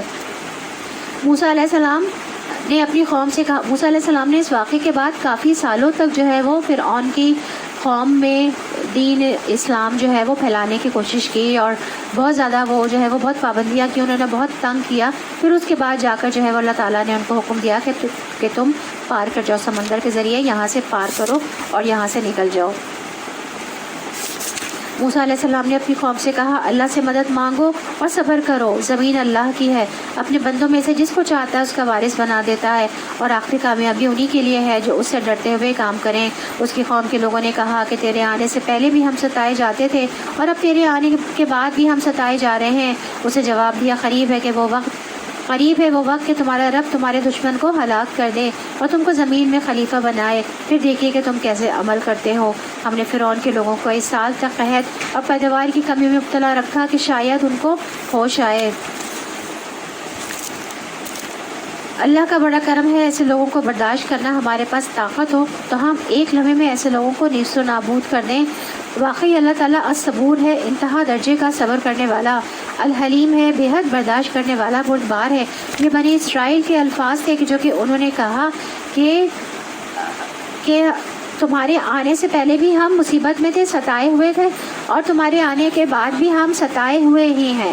کتنی ناشکری قوم تھی نا بنی اسرائیل، کہ اللہ تعالیٰ کی آگے بھی جا کے ان کو اللہ تعالیٰ اتنی ساری نعمتیں عطا کریں گے، لیکن کیا ہوگا، وہ ناشکری ہی کرتے رہیں گے۔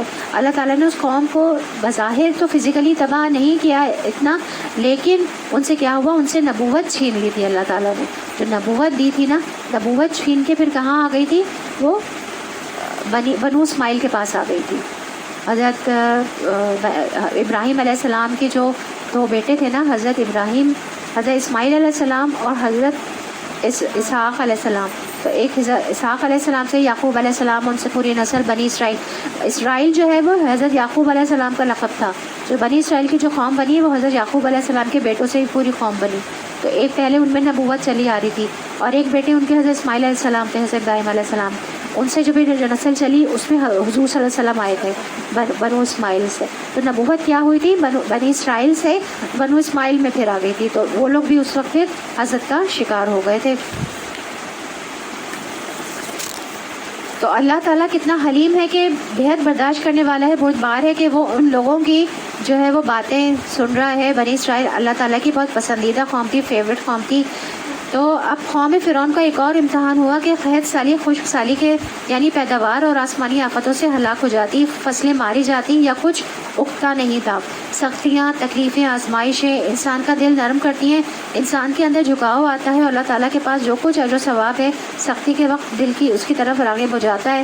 جب دنیا والے دل توڑتے ہیں تو پھر انسان اللہ کی طرف راغب ہوتا ہے۔ جب دنیا اس سے چھن جاتی ہے تو انسان جنت کی نعمتوں کو یاد کرتا ہے، اور اگر دنیا ہی جنت بن جائے تو اصل جنت یاد رکھے گا نہیں، پھر تو اصل جنت نہیں یاد آئے گی نا انسان کو۔ مگر ان کا حال یہ تھا کہ جب اچھا زمانہ آتا تو کہتے کہ ہم اسی کے مستحق ہیں، اور جب برا زمانہ آتا تو موسیٰ اور اس کے ساتھیوں کو اپنے لیے فعال بد ٹھہراتے۔ حالانکہ در حقیقت ان کی فعال بد تو کس کے پاس تھی، اللہ تعالیٰ کے پاس تھی، مگر ان میں سے اکثر بے علم تھے۔ انہوں نے موسیٰ علیہ السلام سے کہا، تو ہمیں مسحور کرنے کے لیے خواہ کوئی نشانی لے آئے، ہم تو تیری بات ماننے والے نہیں ہیں۔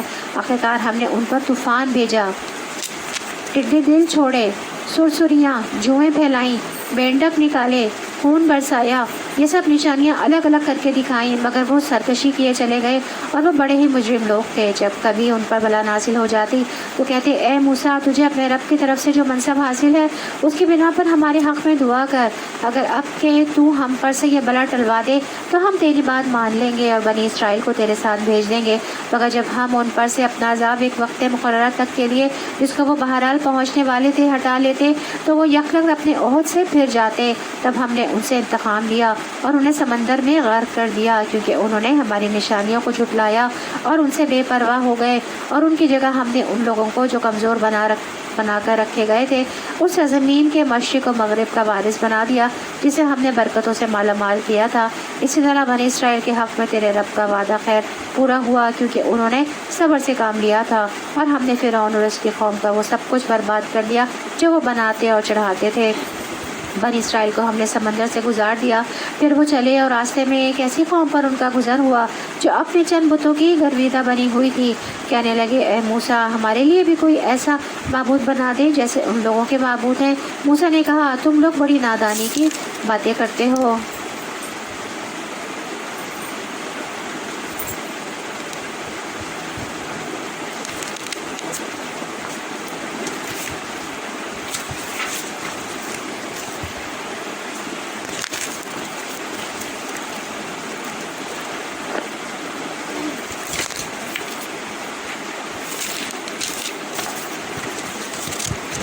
وَأَوْرَثْنَا الْقَوْمَ الَّذِينَ كَانُوا يَسْتَضْعَفُونَ مَشَارِقَ الْأَرْضِ وَمَغَارِبَهَا الَّتِي بَارَكْنَا فِيهَا۔ حدیث میں آتا ہے، وَعَلَمْ النَّصْرَ मास सब्र, जान रखो कामयाबी किसके साथ है, सब्र के साथ है। तो सब्र क्या है, ठहर जाना, रुक जाना, मनफी रिएक्शन से बचना। जो उनकी नज़र में बड़ी शानदार तहजीब थी उसको ख़त्म कर दिया और वो अपना सारा आर्ट और हुनर अपने साथ लेकर ख़त्म हो गए। मूसा ने कहा कि तुम बड़े जाहिल नासमझ लोग हो, अल्लाह ने तुम्हें फ़िरौन जैसे जालिम से निजात दी और वो वहाँ से निकलकर आज़ाद होकर अल्लाह ही के साथ नाइंसाफ़ी कर रहे हो, शिर्क करने लगे। बनी इसराइल ने बुत बनाकर देने का क्यों कहा था? बनी इसराइल अगरचे अपने वक्त के मुसलमान कौम थी, लेकिन तभी अरसे तक फ़िरौनियों की ग़ुलामी की वजह से उनकी माशरत से मुतासिर हो चुकी थी, उनके तरीक़ा इबादत वगैरह से भी मुतासिर थी और उनके यहाँ गाय की पूजा होती थी। तो उन्होंने भी कहा कि हमें भी ऐसा ही कोई बुत बना दिया जाए।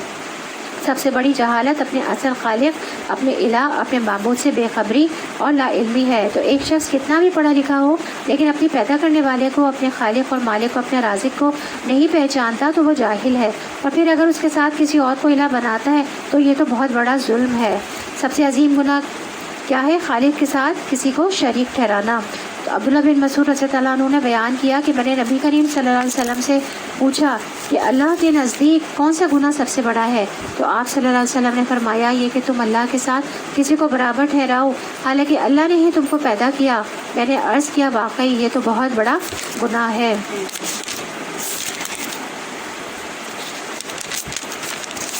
ये लोग जिस तरीक़े की पैरवी कर रहे हैं वो तो बर्बाद होने वाला है और जो अमल वो कर रहे हैं वो सरासर बातिल है। फिर मूसा ने कहा क्या मैं अल्लाह के सिवा कोई और माबूद तुम्हारे लिए तलाश करूं, हालांकि वो अल्लाह ही है जिसने तुम्हें दुनिया भर की कौमों पर फजीलत बख्शी। और अल्लाह फरमाता है वो वक्त याद करो जब हमने फ़िरौन वालों से तुम्हें निजात दी जिनका हाल ये था कि तुम्हें सख्त अजाब में मुब्तला रखते थे, तुम्हारे बेटों को कत्ल करते थे, तुम्हारी औरतों को ज़िंदा रहने देते थे और उसमें हमारे रब की तरफ से तुम्हारी बड़ी आजमाइश थी। हमने मूसा को 30 शब रोज़ के लिए कोई सीना पर तलब किया और बाद में 10 दिन का और इजाफा कर दिया। इस तरह उसके रब की मुकर्रर करदा मुद्दत पूरे 40 दिन हो गई। अल्लाह ताला ने मूसा अलैहिस्सलाम को 30 शब रोज़ के लिए कोई सीना पर तलब किया था और फिर उसके बाद 10 दिन में इजाफा कर दिया था। मूसा अलैहिस्सलाम ने चलते हुए अपने भाई हारून से कहा मेरे पीछे तुम मेरी कौम में मेरी जानशीनी करना और ठीक काम करते रहना और बिगाड़ पैदा करने वालों के तरीक़े पर ना चलना। जब वो हमारे मुकर्रर किए हुए वक्त पर पहुँचा और उसके रब ने उससे कलाम किया तो उसने इल्तिजा की, ए रब मुझे या राय नज़र दे कि मैं तुझे देखूं। फरमाया तू मुझे नहीं देख सकता। क्या कह रहे हैं मूसा अलैहिस्सलाम अल्लाह ताला से कि मुझे अपने आप को देखने दें। तो क्या फरमाया अल्लाह ताला ने, तू मुझे नहीं देख सकता, हाँ ज़रा सामने के पहाड़ की तरफ देख, अगर वो जगह अपनी कायम रह जाए तो अलबत्ता तू मुझे देख सकेगा। चुनांचे उसके रब ने जब पहाड़ पर तजल्ली की तो उसे रेज़ा रेज़ा कर दिया और मूसा अलैहिस्सलाम गश खाकर गिर पड़े। जब होश आया तो बोला पाक है तेरी ज़ात, मैं तेरे हुजूर तौबा करता हूँ और सबसे पहला ईमान लाने वाला मैं हूँ। तो पहाड़ की चोटी पर इतनी खामोशी के इंसान को अपने सांस की आवाज़ आती है। उस जगह मूसा अलैहिस्सलाम से अल्लाह ताला ने कलाम किया और बातचीत हुई। अल्लाह का कलाम सुनकर दिल पिघल जाते हैं। कहाँ ये कि अल्लाह से कलाम किया जाए, बात की जाए डायरेक्ट, तो जिससे मोहब्बत होती है उसको देखने का भी शौक़ होता है।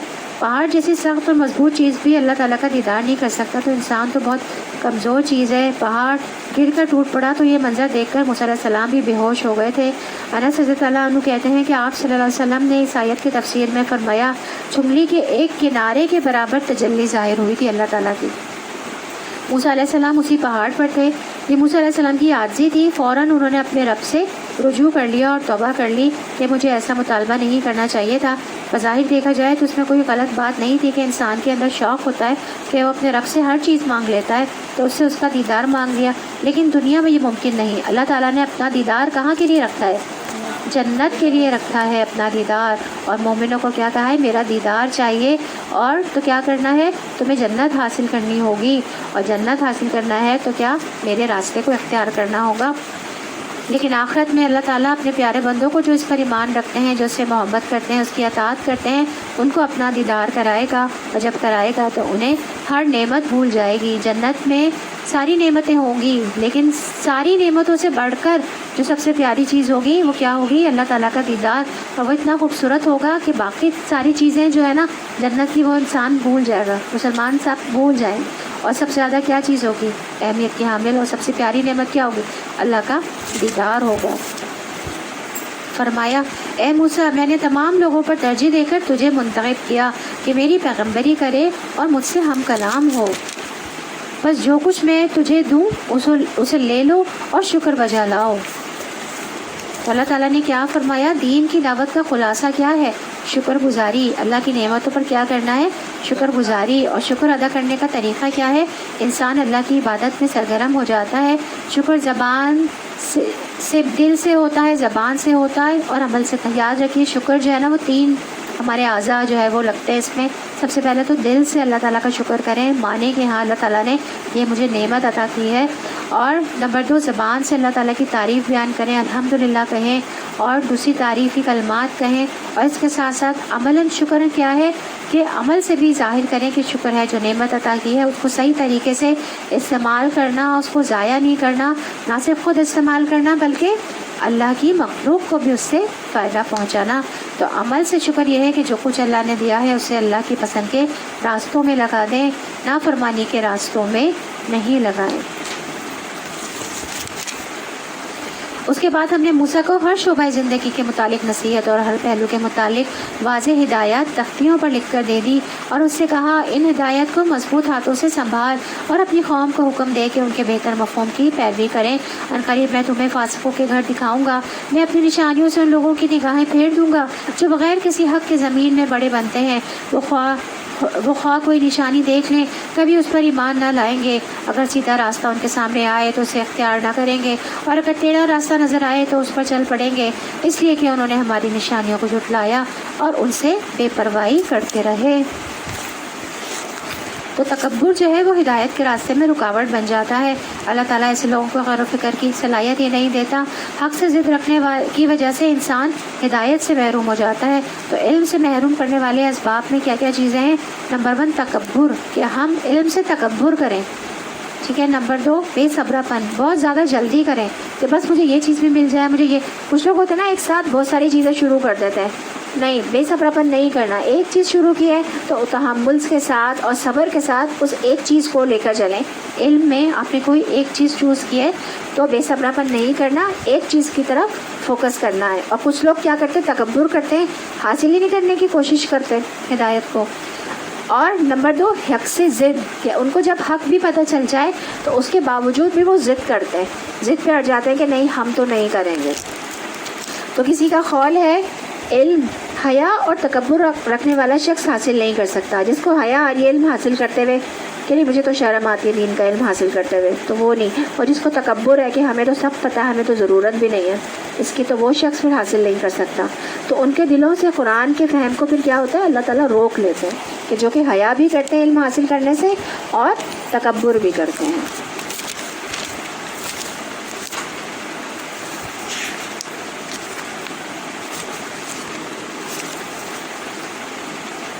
ہماری نشانیوں کو جس کسی نے جھٹلایا اور آخرت کی پیشی کا انکار کیا اس کے سارے اعمال ضائع ہو گئے۔ کیا لوگ اس کے سوا کچھ اور جزا پا سکتے ہیں؟ جیسا کریں ویسا بھریں۔ موسیٰ کے پیچھے اس کی قوم کے لوگوں نے اپنے زیوروں سے ایک بچڑے کا پتلا بنا لیا جس میں سے بیل کی سی آواز نکلتی تھی۔ کیا انہیں نظر نہ آتا تھا کہ وہ نہ ان سے بولتا ہے نہ کسی معاملے میں ان کی رہنمائی کرتا ہے؟ تو کہ پھر بھی انہوں نے اسے معبود بنا لیا۔ وہ سخت ظالم تھے۔ سونے کا پتلا بنا لیا تھا انہوں نے، بچڑا بنا لیا تھا، اور اس میں سے جس نے بنایا تھا اس میں سے کچھ ایسا سسٹم رکھا کہ بیل کی آواز بھی نکلتی تھی۔ مطلب اس طرح سے اس نے بنا لیا اس کو نا کہ بیل کی آواز بھی اس میں سے نکلنے لگی، تو انہوں نے اسی کو ہی پوجنے لگے وہ۔ پھر جب ان کی فریب خورگی کا طلسم ٹوٹا اور انہوں نے دیکھ لیا کہ در حقیقت وہ گمراہ ہو گئے تو کہنے لگے اگر ہمارے رب نے ہم پر رحم نہ فرمایا اور ہم سے درگزر نہ کیا تو ہم برباد ہو جائیں گے۔ ادھر سے موسیٰ علیہ السلام غصے اور رنج میں بھرے ہوئے اپنی قوم کی طرف پلٹے۔ آتے ہی انہوں نے کہا بہت بری جانشینی کی تم لوگوں نے میرے بعد، کیا تم سے اتنا صبر نہ ہوا کہ اپنے رب کے حکم کا انتظار کر لیتے؟ اور تختیاں پھینک دی اور اپنے بھائی ہارون کے سر کے بال پکڑ کر اسے کھینچا۔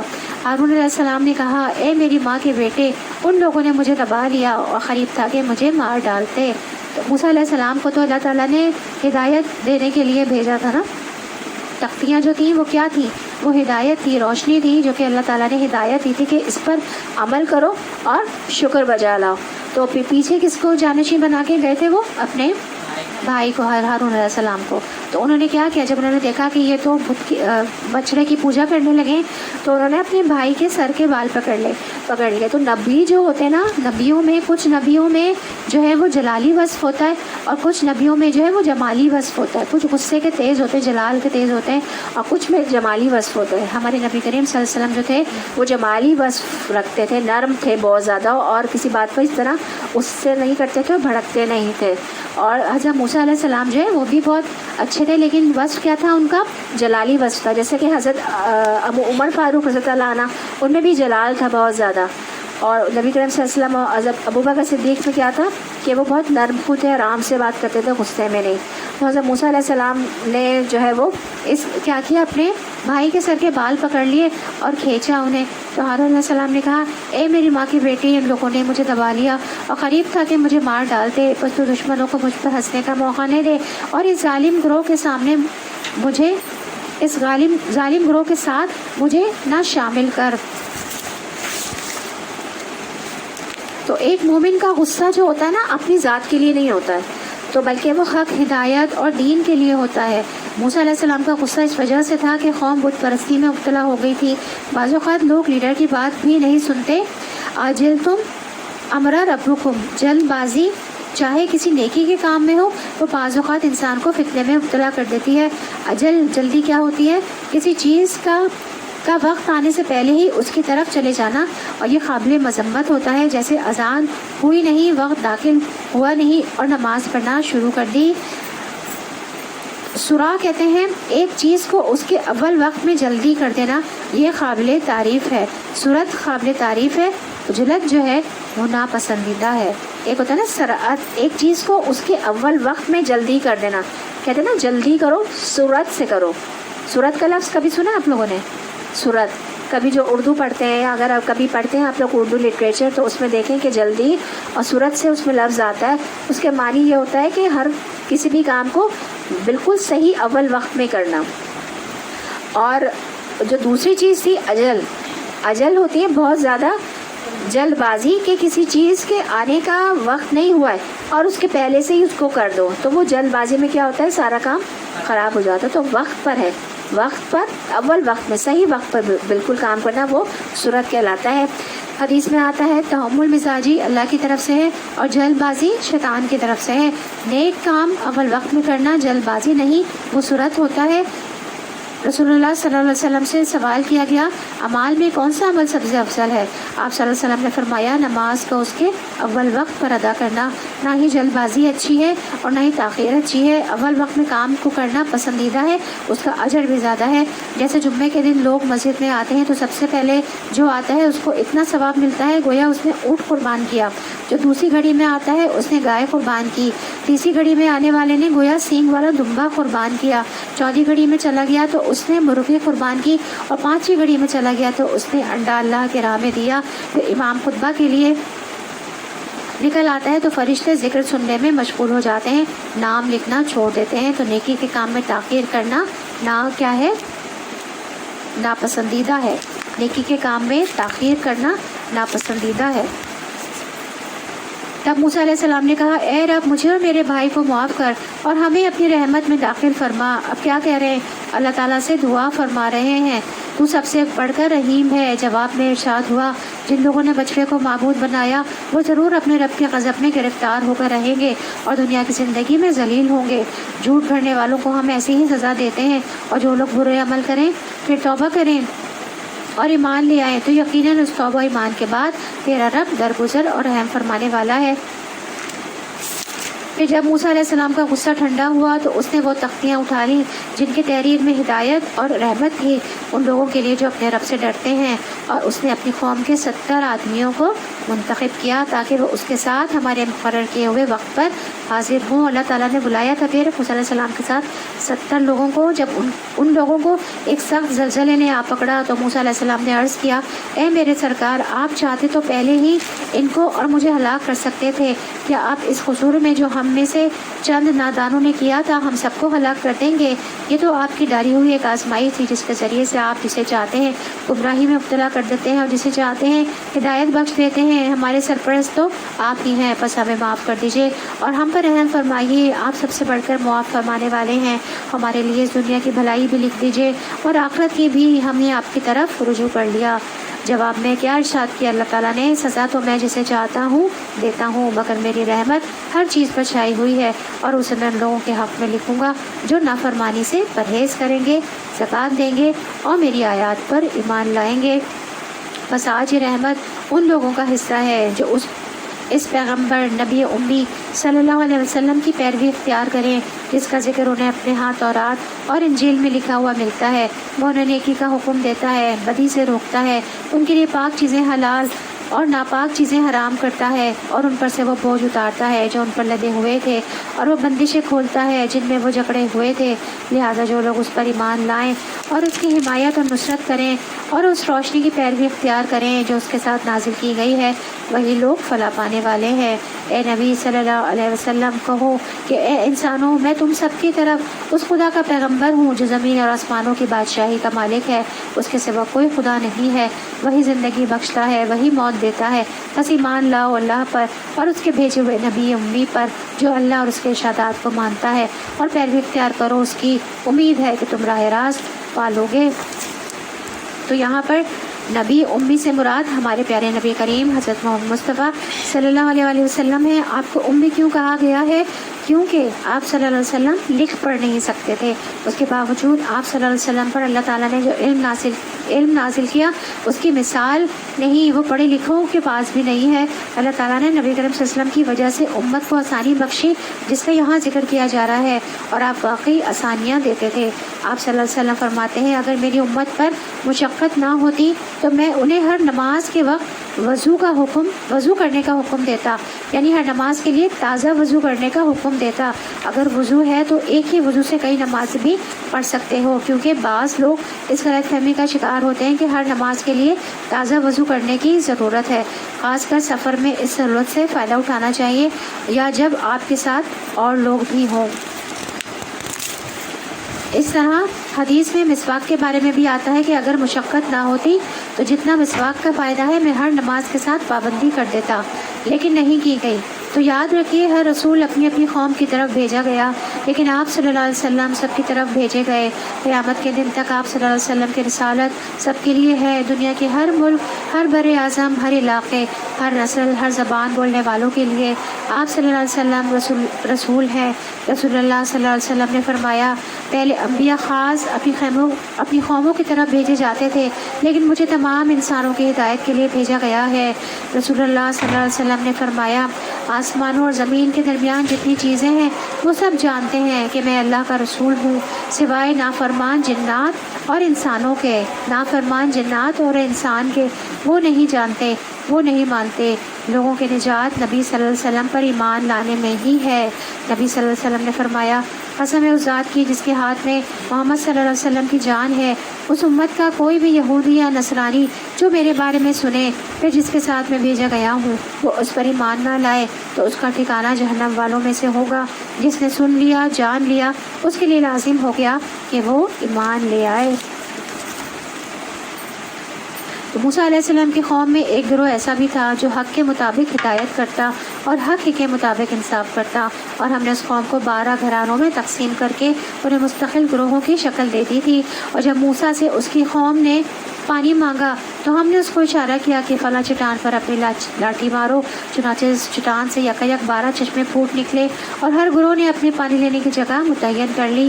ہم نے ان پر بادل کا سایہ کیا, ان پر من و سلوہ اتارا. ابھی بنی اسرائیل کے جو نعمتیں ان کا ذکر ہو رہا ہے, کھاؤ وہ پاک چیزیں جو ہم نے تم کو بخشی ہیں, مگر اس کے بعد انہوں نے جو کچھ کیا ہم پر تو ظلم نہیں کیا بلکہ اپنے آپ پر اوپر ظلم کرتے رہے. یاد کرو وہ وقت جب مجھ سے کہا گیا تھا کہ اس بستی میں جا کر بس جاؤ اور اس کی پیداوار سے اپنے حسب منشا روزی حاصل کرو, اور حتتن کہتے جاؤ اور شہر کے دروازے میں سجدہ ریز ہوتے ہوئے داخل ہو. ہم تمہاری خطاؤں کو معاف کر دیں گے اور نیک رویہ رکھنے والوں کو مزید فضل سے نوازیں گے. مگر جو لوگ ان میں سے ظالم تھے انہوں نے اس بات کو جو ان سے کہی گئی تھی بدل ڈالا, اور نتیجہ یہ ہوا کہ ہم نے ان کے ظلم کی پاداش میں ان پر آسمان سے عذاب بھیج دیا. اور ذرا جو بھی حکم دیے تھے نا تو ان کو کیا کیا تھا بنی اسرائیل نے, اس کی نافرمانی کی تھی تو پھر اللہ تعالیٰ کیا کرتے تھے، ان پر عذاب بھیجتے تھے۔ اور ذرا ان سے اس بستی کا حال بھی پوچھو جو سمندر کے کنارے واقع تھی، انہیں یاد دلاؤ وہ واقعہ کہ وہاں کے لوگ سب ہفتے کے دن احکام الہی کی خلاف ورزی کرتے تھے، اور یہ کہ مچھلیاں سبت ہی کے دن ابھر ابھر کر سطح پر ان کے سامنے آتی تھیں اور سب کے سوا باقی دنوں میں نہیں آتی تھیں۔ یہ اس لیے ہوتا تھا کہ ہم ان کی نافرمانیوں کی وجہ سے ان کو آزمائش میں ڈال رہے تھے۔ اور انہیں یہ بھی یاد دلاؤ کہ جب ان میں سے ایک گروہ نے دوسرے گروہ سے کہا تھا کہ تم ایسے لوگوں کو کیوں نصیحت کرتے ہو کہ جنہیں اللہ ہلاک کرنے والا یا سخت سزا دینے والا ہے، تو انہوں نے جواب دیا تھا کہ ہم یہ سب کچھ تمہارے رب کے حضور اپنی معذرت پیش کرنے کے لیے کرتے ہیں اور اس امید پر کرتے ہیں کہ شاید یہ لوگ اس کی نافرمانی سے پرہیز کرنے لگیں۔ آخرکار جب وہ ان ہدایت کو بالکل ہی فراموش کر گئے تو جو انہیں یاد کرائی گئی تھی تو ہم نے ان لوگوں کو بچا لیا جو برائی سے روکتے تھے، اور باقی سب لوگوں کو جو ظالم تھے ان کی نافرمانیوں پر سخت عذاب میں پکڑ لیا۔ پھر جب وہ پوری سرکشی کے ساتھ وہی کام کیے چلے گئے جس سے انہیں روکا گیا تو ہم نے کہا بندر بن جاؤ ذلیل و خوار ہو کر۔ تو یہاں پہ ایک قوم تھی جس کو پورا واقعہ آپ نے سن لیا کہ ان کو اللہ تعالیٰ نے منع کیا تھا کہ ہفتے کے دن مچھلیاں نہیں پکڑنی ہیں، تو ان کے بھی جو ہے وہ گروہ کے ان کے بھی قوم کے لوگ تھے، تو کچھ لوگوں نے ان کو منع کیا تھا اور کچھ لوگوں نے ان کو روکا تھا۔ تو اب دیکھیں کہ ان کے بارے میں کیا کہا جا رہا ہے۔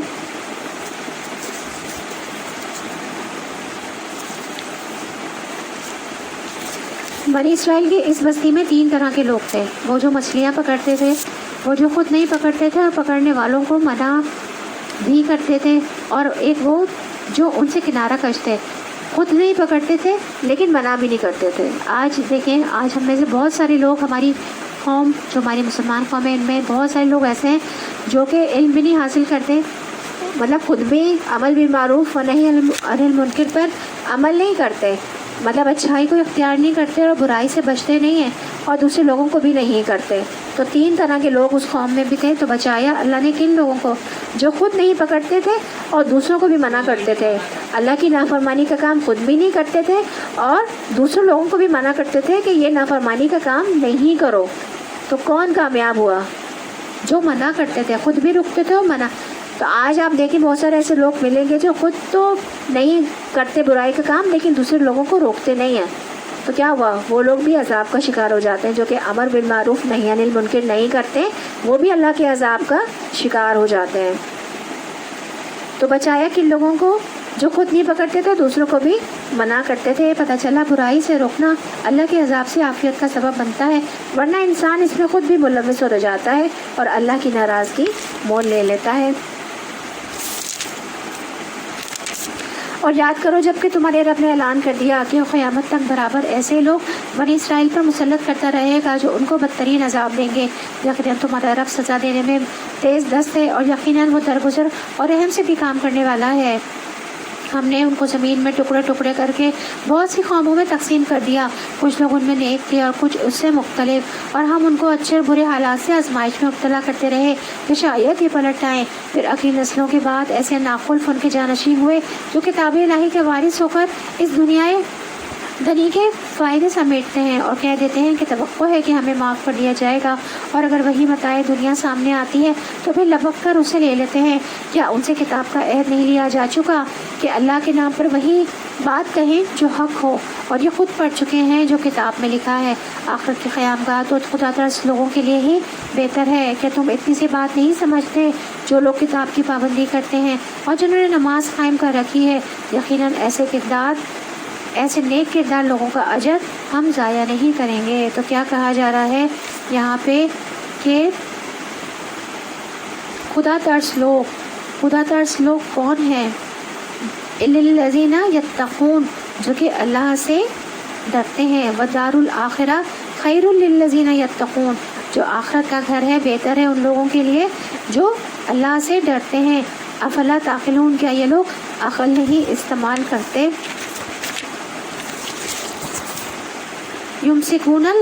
یمسکون بالکتاب، کتاب کو تھام لینے کا مطلب کیا ہے؟ اس کو لے لینا، بار بار پڑھتے رہنا، اس سے فائدہ اٹھاتے رہنا، اور اس کو پڑھنے کے بعد سب سے اہم چیز اپنی نمازیں درست کرنا، ایسے ہی لوگ اللہ کے یہاں مصلح قرار پاتے ہیں اور اللہ ان لوگوں کا اجر ضائع نہیں ہونے دیتا۔ تو یہاں پہ جو آیا نا یمسکون کا بھی لفظ آیا، والذین یمسکون بالکتاب، کہ جو لوگ اللہ کی کتاب کی پابندی کرتے ہیں یا اللہ کی کتاب کو تھام لیتے ہیں اور نماز قائم کرتے ہیں، اپنی نمازوں کی اصلاح کر لیتے ہیں، تو کیا ہوگا؟ بے شک نہیں، لا نضیع، ضائع کیا جائے گا اجر مصلحین صالح لوگوں کا۔ تو ہم کیا کر رہے ہیں؟ ہم یہ قرآن کو تھامنے کی کوشش کر رہے ہیں نا، اپنی نمازوں کی بھی اصلاح کر رہے ہیں نا، تو کیا ہوگا؟ اللہ تعالیٰ اجر ضائع نہیں کرتے۔ جو لوگ مصلحین اصلاح کر لیتے ہیں، اپنی صالحین ہوتے ہیں، نیک ہوتے ہیں، اپنی اصلاح بھی کرتے ہیں، دوسرے لوگوں کی بھی اصلاح کرتے ہیں، تو اللہ تعالیٰ ان کا اجر ضائع نہیں جانے دیتے۔ انہیں وہ وقت بھی کچھ یاد ہے کہ جب کہ ہم نے پہاڑ کو ہلا کر ان پر اس طرح سے چھا دیا تھا کہ گویا وہ چھتری ہے، اور یہ گمان کر رہے تھے کہ وہ ان پر آ پڑے گا، اور اس وقت ہم نے ان سے کہا تھا کہ جو کتاب ہم تمہیں دے رہے ہیں اسے مضبوطی کے ساتھ تھامو، اور جو کچھ اس میں لکھا ہے اسے یاد رکھو، توقع ہے کہ تم غلط روی سے بچے رہو گے۔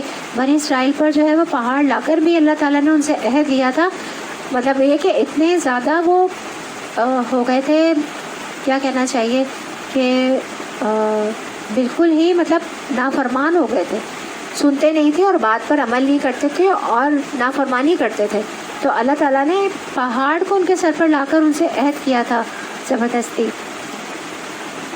اور اے نبی صلی اللہ علیہ وسلم، لوگوں کو یاد دلاؤ وہ وقت جب کہ تمہارے رب نے بنی آدم کی پشتوں سے ان کی نسل کو نکالا تھا اور انہیں خود ان کے اوپر گواہ بناتے ہوئے پوچھا تھا، کیا میں تمہارا رب نہیں ہوں؟ انہوں نے کہا، ضرور آپ ہی ہمارے رب ہیں، ہم اس پر گواہی دیتے ہیں۔ یہ ہم نے اس لیے کیا کہ کہیں تم قیامت کے روز یہ نہ کہہ دو کہ ہم تو اس بات سے بے خبر تھے۔ تو یہاں پر ایک بہت ہی اہم واقعے کی طرف اشارہ ہے جس کا ذکر کتاب اللہ سے ہمیں ملتا ہے۔ ایک بہت قیمتی معلومات میں اضافہ ہے۔ قیامت تک جتنی بھی روحیں آنے والی تھی نا، روحیں، اللہ تعالیٰ نے ان کو اکٹھے آدم علیہ السلام کی پشت سے پیدا کر دیا تھا اور پھر ان سے خود خطاب کیا، الست بربکم۔ تو سب روحوں نے اپنے رب کو پہچان لیا اور کہا کہ ہم یہ گواہی دیتے ہیں کہ آپ ہمارے رب ہیں۔ اس کو وعدہ الست بھی کہا جاتا ہے۔ اللہ تعالیٰ نے بتایا کہ اس لیے گواہی لے رہا ہوں کہ تم سے قیامت کے دن کہ تم یہ نہ کہو کہ ہمیں تو پتہ ہی نہیں تھا ہمارا بھی کوئی رب ہے۔ یاد رکھیے، نہ صرف ہم مسلمانوں نے یہ ہماری روحوں نے کیا ہے، بلکہ جو کافر ہیں اور جتنے انسانوں کی بات ہوئی ہے یہاں پہ، آدم علیہ السلام کی سے جتنے بھی نکلے ہیں، تو وہ ساری روحوں، تمام انسانوں کی روحوں سے اللہ تعالیٰ نے وعدہ لے چکے ہیں اور اس کو وعدہ الست کہا جاتا ہے۔ اور تمام روحیں کیا کہہ چکی ہیں؟ تمام انسانوں کی ہم گواہی دیتے ہیں کہ آپ ہمارے رب ہیں۔ اسی لیے کہا جاتا ہے کہ جب پیدا ہوتا ہے نا کوئی بچہ، تو وہ کیا ہوتا ہے؟ وہ دین اسلام پر ہی ہوتا ہے، اللہ کے دین پر ہوتا ہے وہ۔ تو اللہ تعالیٰ نے بتایا کہ اس لیے گواہی لے رہا ہوں تم سے کہ قیامت کے دن تم یہ نہ کہو کہ ہمیں تو پتہ ہی نہیں تھا کہ ہمارا بھی کوئی رب ہے۔ تو یاد رکھیے، اس بات کو انسان کے اندر اس کے لاشعور میں ڈال دیا گیا ہے۔ اس لیے جن کا شعور کچھ بھی کام کرتا ہے وہ حق کو دیکھ کر اپنے رب کو پہچانتے ہیں۔ ہمارے لیے تو بہت یہ کیا کہنا چاہیے، بہت ہی خوش قسمتی ہے کہ ہم لوگ مسلمان گھرانوں میں پیدا ہوئے اور ہمیں کلمہ نہیں پڑھنا پڑا، اور ہمیں یہ نہیں ہوا کہ ہم جو ہے وہ خاص طور پر دین اسلام قبول کرتے ہیں۔ ہم تو مسلمان گھرانے میں ہی پیدا ہوئے، تو ہماری بہت زیادہ کیا ہے، خوش قسمتی ہے۔ تو اس لیے جن کا شعور کچھ بھی کام کرتا ہے وہ حق کو دیکھ کر اپنے رب کو پہچان جاتے ہیں۔ انہیں رب کو پہچاننے میں کوئی دیر نہیں لگتی، جیسے نجاشی، فرعون کے جادوگر۔ اللہ سبحانہ و تعالیٰ نے ہر انسان کی فطرت میں خیر رکھ دی ہے۔ پھر انسان سوچتا ہے کہ اسے یاد کیوں نہیں آتا، وہ کون سا دن تھا، ہم کہاں کھڑے تھے، وہ ہمارے حافظے میں نہیں ہے، لیکن اس کے اثرات ہیں۔ وہ حافظے میں کیوں نہیں؟ کیونکہ اگر ہمیں یاد ہو تو امتحان ہی ختم ہو جائے۔ وہ بات کی تھی نا کہ ہمارا حافظہ بھی ہے اور ہمیں ملکڑ بھی بنایا گیا ہے، تو پھر امتحان ہی ختم ہو جائے گا اگر ہمارا حافظہ کیا ہے، یاد ہی رہ جائے ساری باتیں، تو بار بار دہرائی تو نہیں ہوگی نا پھر۔ تو ایمان بالغیب اس لیے تو ہے کہ ہماری کامیابی کا انحصار ایمان بالغیب ہی پر تو ہے، کہ اس لیے ایمان لانا بہت بڑے اجر و ثواب کا باعث ہے۔ تو اللہ سبحانہ تعالیٰ نے پکار کر کہا، کیا میں تمہارا رب نہیں؟ ہم سب نے اقرار کیا ہوا ہے، نہ صرف ہم نے، کافروں نے، یہودیوں نے، سب نے، جب بھی انسان آئے ہیں سب کی روحوں نے پہلے اس دنیا میں آنے سے پہلے اقرار کیا ہوا ہے۔ قیامت کے دن جا کر ہم یہ نہیں کہہ سکتے کہ ہمارا رب کون سا ہے، ہمیں آپ کا پتہ نہیں تھا تو ہم نے اوروں کو الہ بنا لیا. نہیں، فطرت میں ہماری پہچان رکھ دی گئی ہے اور انبیاء اس سبق کو یاد دلانے کے لیے آتے رہے ہیں. یا یہ نہ کہنے لگو کہ شرک کی ابتدا تو ہمارے باپ دادا نے ہم سے پہلے کی تھی اور ہم بعد کو ان کی نسل سے پیدا ہوئے. پھر کیا آپ ہمیں اس قصور میں پکڑتے ہیں جو غلط کار لوگوں نے کیا تھا؟ دیکھیں، اللہ تعالیٰ نے وعدہ الس کیا ہوا ہے اور یہ ہمارے اندر چیز موجود ہے. جبھی تو اللہ تعالیٰ نے جنت بھی بنائی ہے، جہنم بھی بنائی ہے اور سزا بھی ہے اس کی نا. دیکھو، اس طرح ہم نشانیاں واضح طور پر پیش کرتے ہیں، اس لیے کرتے ہیں کہ یہ لوگ پلٹ آئیں. اور اے نبی صلی اللہ علیہ وسلم، ان کے سامنے اس شخص کا حال بیان کرو جس کو ہم نے اپنی آیات کا علم عطا کیا تھا مگر وہ ان کی پابندی سے نکل بھاگا. آخر کا شیطان اس کے پیچھے پڑ گیا یہاں تک کہ وہ بھٹکنے والوں میں شامل ہو کر رہا. اگر ہم چاہتے تو اس سے ان آیاتوں کے ذریعے سے بلندی عطا کرتے مگر وہ تو زمین ہی کی طرف جھک کر رہ گیا اور اپنی خواہش نفسی کے پیچھے پڑا رہا. لہٰذا اس کی حالت کتے کی سی ہو گئی کہ تم اس پر حملہ کرو تب بھی زبان لٹکائے رہے اور اسے چھوڑ دو تب بھی زبان لٹکائے رہے. یہی مثال ہے ان لوگوں کی جو ہماری آیات کو جھٹلاتے ہیں. تم یہ حکایات ان کو سناتے رہو، شاید یہ کہ کچھ غور و فکر کریں. بڑی ہی بری مثال ہے ایسے لوگوں کی جنہوں نے ہماری آیات کو جھٹلایا اور وہ آپ اپنے اوپر ظلم کر رہے ہیں. تو جو لوگ جھٹلاتے ہیں ان کی مثال کس چیز سے بیان کی اللہ تعالیٰ نے یہاں پہ؟ اس کتے کی سی کہ جب تم اس پر حملہ کرو تب بھی زبان لٹکائے رہتا ہے اور جب اسے چھوڑ دو تب بھی زبان لٹکائے رہتا ہے. تو دین کے علم کی وجہ سے بھی درجات کی بلندی ہوتی ہے. دین کے علم کی وجہ سے لوگوں کو دلوں میں جو محبت ہوتی ہے وہ بہت خالص ہوتی ہے، جبکہ مال کی وجہ سے محبت کرنے والے آپ سے محبت نہیں کرتے، وہ مال سے کر رہے ہوتے ہیں. آپ کے پاس مال نہ رہے تو کیا ہوگا؟ وہ چھٹ جائیں گے، ادھر ادھر چلے جائیں گے، پوچھیں گے بھی نہیں کیونکہ اب آپ سے کوئی فائدہ نہیں ہو رہا. لیکن علم والا مرتے دم تک فائدہ پہنچا سکتا ہے، اس لیے اس علم کی قدر میں ہمیں کمی نہیں کرنی چاہیے. اسے حاصل بھی کرنا چاہیے اور حاصل کر کے اسے دوسروں تک بھی بانٹنا چاہیے. دنیا کی طرف جھکنا پستی کی طرف جانا ہے. کتا جو ہے نا وہ لالچ کا سمبل ہے، ہر چیز کو سونگھتا ہے. دنیا کے لالچ میں ہر اس کام کے پیچھے چل پڑتا ہے کہ جس سے دنیا کا فائدہ ہو، چاہے دین کے نقصان ہی کیوں نہ ہو. قطبی کہتے ہیں ہر وہ چیز جو ہانپتی ہے تھک کر یا پیاس کی وجہ سے سوائے کتے کے، ہر وہ چیز جو ہانپتی ہے تھک کر یا پیاس کی وجہ سے سوائے کتے کے، اگر وہ تھکا ہوا ہو تو بھی ہانپتا ہے. راحت اور سکون کی حالت میں ہو تب بھی ہانپتا ہے. کتے کا کبھی غور کیا، کبھی اس کو غور سے دیکھیں تو اگر وہ تھکا ہوا نہیں ہے تب بھی ہانپے گا اور اگر وہ سکون کی حالت میں ہوگا تب بھی وہ ہانپتا ہے. تو کتا ہر حال میں زبان لٹکاتا ہے، چاہے وہ بھوکا ہو چاہے وہ پیٹ بھرا ہو. اس کی لالچ ہے کہیں ختم ہی نہیں ہونے کو آتی ہے. تو ہر وہ شخص جو اللہ کی آیات کو جھٹلاتا ہے اس کے لیے بھی کتے کی مثال بیان کی گئی ہے. وہ کہتے ہیں کہ اگر آپ اس کو واز کریں تو بھی گمراہی میں پڑا رہتا ہے، کرنا چھوڑ دیں تو بھی وہ دنیا ہی کے پیچھے بھاگتا رہتا ہے. وہ مجلس میں ہو تنہائی میں ہو، اس کی سوچیں اس کی چاہت صرف دنیا کے گرد ہی گھومتی رہتی ہے. اللہ کے دین کا انکار اللہ کو کوئی نقصان نہیں دیتا. اگر ہم اس کی بات نہیں مانتے تب بھی وہ قابل تعریف ہے. زمین و آسمان کی ہر چیز اس کی تعریف بیان کری. اس کو ہماری ضرورت نہیں، ہمیں اس کی ضرورت ہے. اس کو کوئی فرق نہیں پڑتا، لیکن اتنے بڑے خزانے کا انکار کرنے والے خود محروم رہ جاتے ہیں. جسے اللہ ہدایت بخشے وہی راہ راست پاتا ہے، اور جس کو اللہ اپنی رہنمائی سے محروم کر دے وہی ناکام ہو نامراد ہو کر رہتا ہے. اور یہ حقیقت ہے کہ بہت سے جن اور انسان ایسے ہیں جن کو ہم نے جہنم ہی کے لیے پیدا کیا ہے. ان کے پاس دل و دماغ ہیں مگر وہ ان سے سوچتے نہیں ہیں. ان کے پاس آنکھیں ہیں مگر وہ ان سے دیکھتے ہی نہیں ہیں. ان کے پاس کان ہیں مگر وہ ان سے سنتے ہی نہیں ہیں. تو یہ تمام جو دل اور دماغ اور آنکھیں اور کان اللہ تعالیٰ نے کی ساری نعمتیں ہیں نا، تو اللہ تعالیٰ نے کیا کیا؟ ان نعمتوں کو کم از کم میرے لیے تو استعمال کرو، اپنے لیے تو استعمال کرو. کیا کرنا ہے؟ دماغ سے سوچنا ہے. دل میں کیا کرنا ہے؟ اللہ تعالیٰ کا ایمان لے کر آنا ہے. دماغ سے سوچ سمجھ کر کام کرنا ہے. آنکھوں سے دیکھنا ہے اور کانوں سے کیا کرنا ہے؟ اللہ کا کلام سننا ہے. تو وہ جانوروں کی طرح ہیں، بلکہ اس سے بھی زیادہ گئے گزرے ہیں جو لوگ اللہ کا کلام سنتے ہیں اور اپنے ان اعضاء کو اپنے دل کو، اپنے دماغ کو، اپنے کانوں کو اور اپنی آنکھوں کو استعمال ہی نہیں کرتے، اپنی آنکھوں کو استعمال نہیں کرتے، جا بجا اللہ تعالیٰ کی نشانیاں اس پوری کائنات میں بکھری پڑی ہیں، جو کہ ہم نے سورہ آل عمران کی آخری 10 آیات پڑھی تھی کہ اللہ تعالیٰ نے اس میں کیا کہا ہے، مومنوں کو غور و فکر کرنے کا کہا ہے نا، تو رات میں اٹھ کر غور و فکر کرو، آسمان کی طرف دیکھ کر منہ اٹھا کر نبی کریم صلی اللہ علیہ وسلم آسمان کی طرف منہ کر جو ہے وہ آیات پڑھا کرتے تھے۔ تو یہ آنکھیں جو دی ہیں، یہ دماغ جو دیا ہے، کس لیے؟ سوچو، سمجھو، غور و فکر کرو، اور آنکھوں سے جو دیکھ رہے ہو اس کو بھی دیکھو، اور جو کان سے سن رہے ہو اس کو بھی اپنے دل میں اتارو۔ اصل چیز کانوں سے، آنکھوں سے یہ تمام چیزیں سوچیں کہاں جائیں گی؟ آپ کے دل میں۔ ایمان کہاں ہوتا ہے؟ دل میں ہوتا ہے، اور اللہ بھی کہاں کہتے ہیں رہتا ہے نا، اللہ کہاں؟ دل میں رہتا ہے نا، تو دل سے ہے، ہر چیز کا تعلق کس چیز سے ہے؟ دل سے ہے، تو ایمان بھی دل میں ہوتا ہے۔ تو اللہ وہ لوگ ہیں جو غفلت میں کھو گئے ہیں۔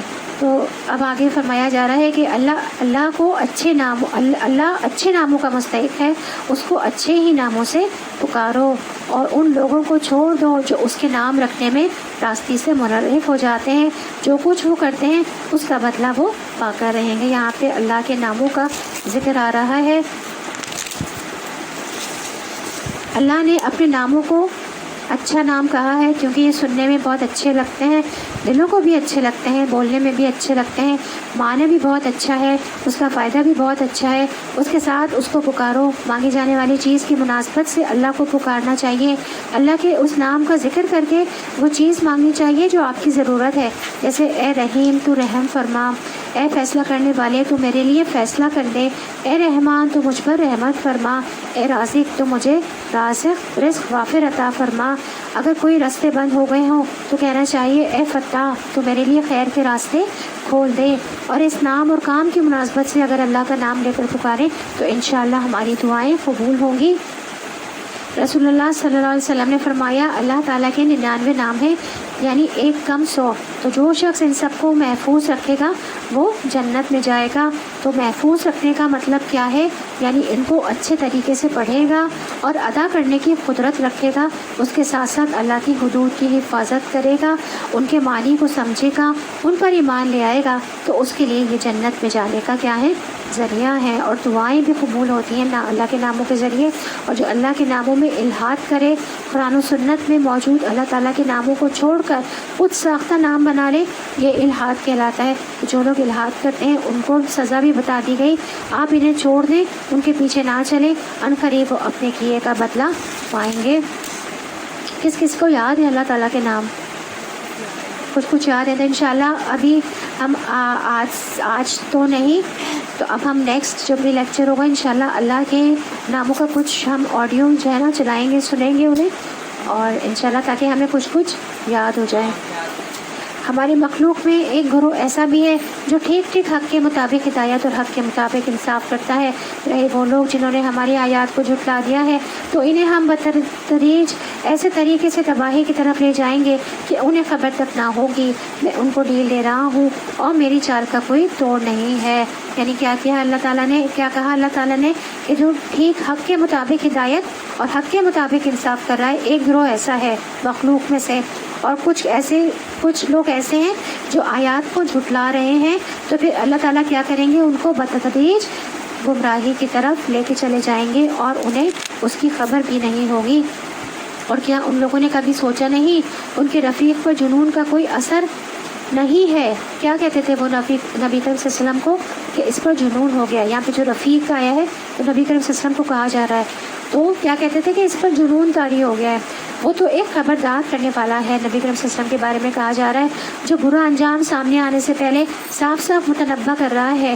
کیا ان لوگوں نے آسمان و زمین کے انتظام پر کبھی غور نہیں کیا، اور کسی چیز کو بھی جو خدا نے پیدا کی ہے آنکھیں کھول کر نہیں دیکھا؟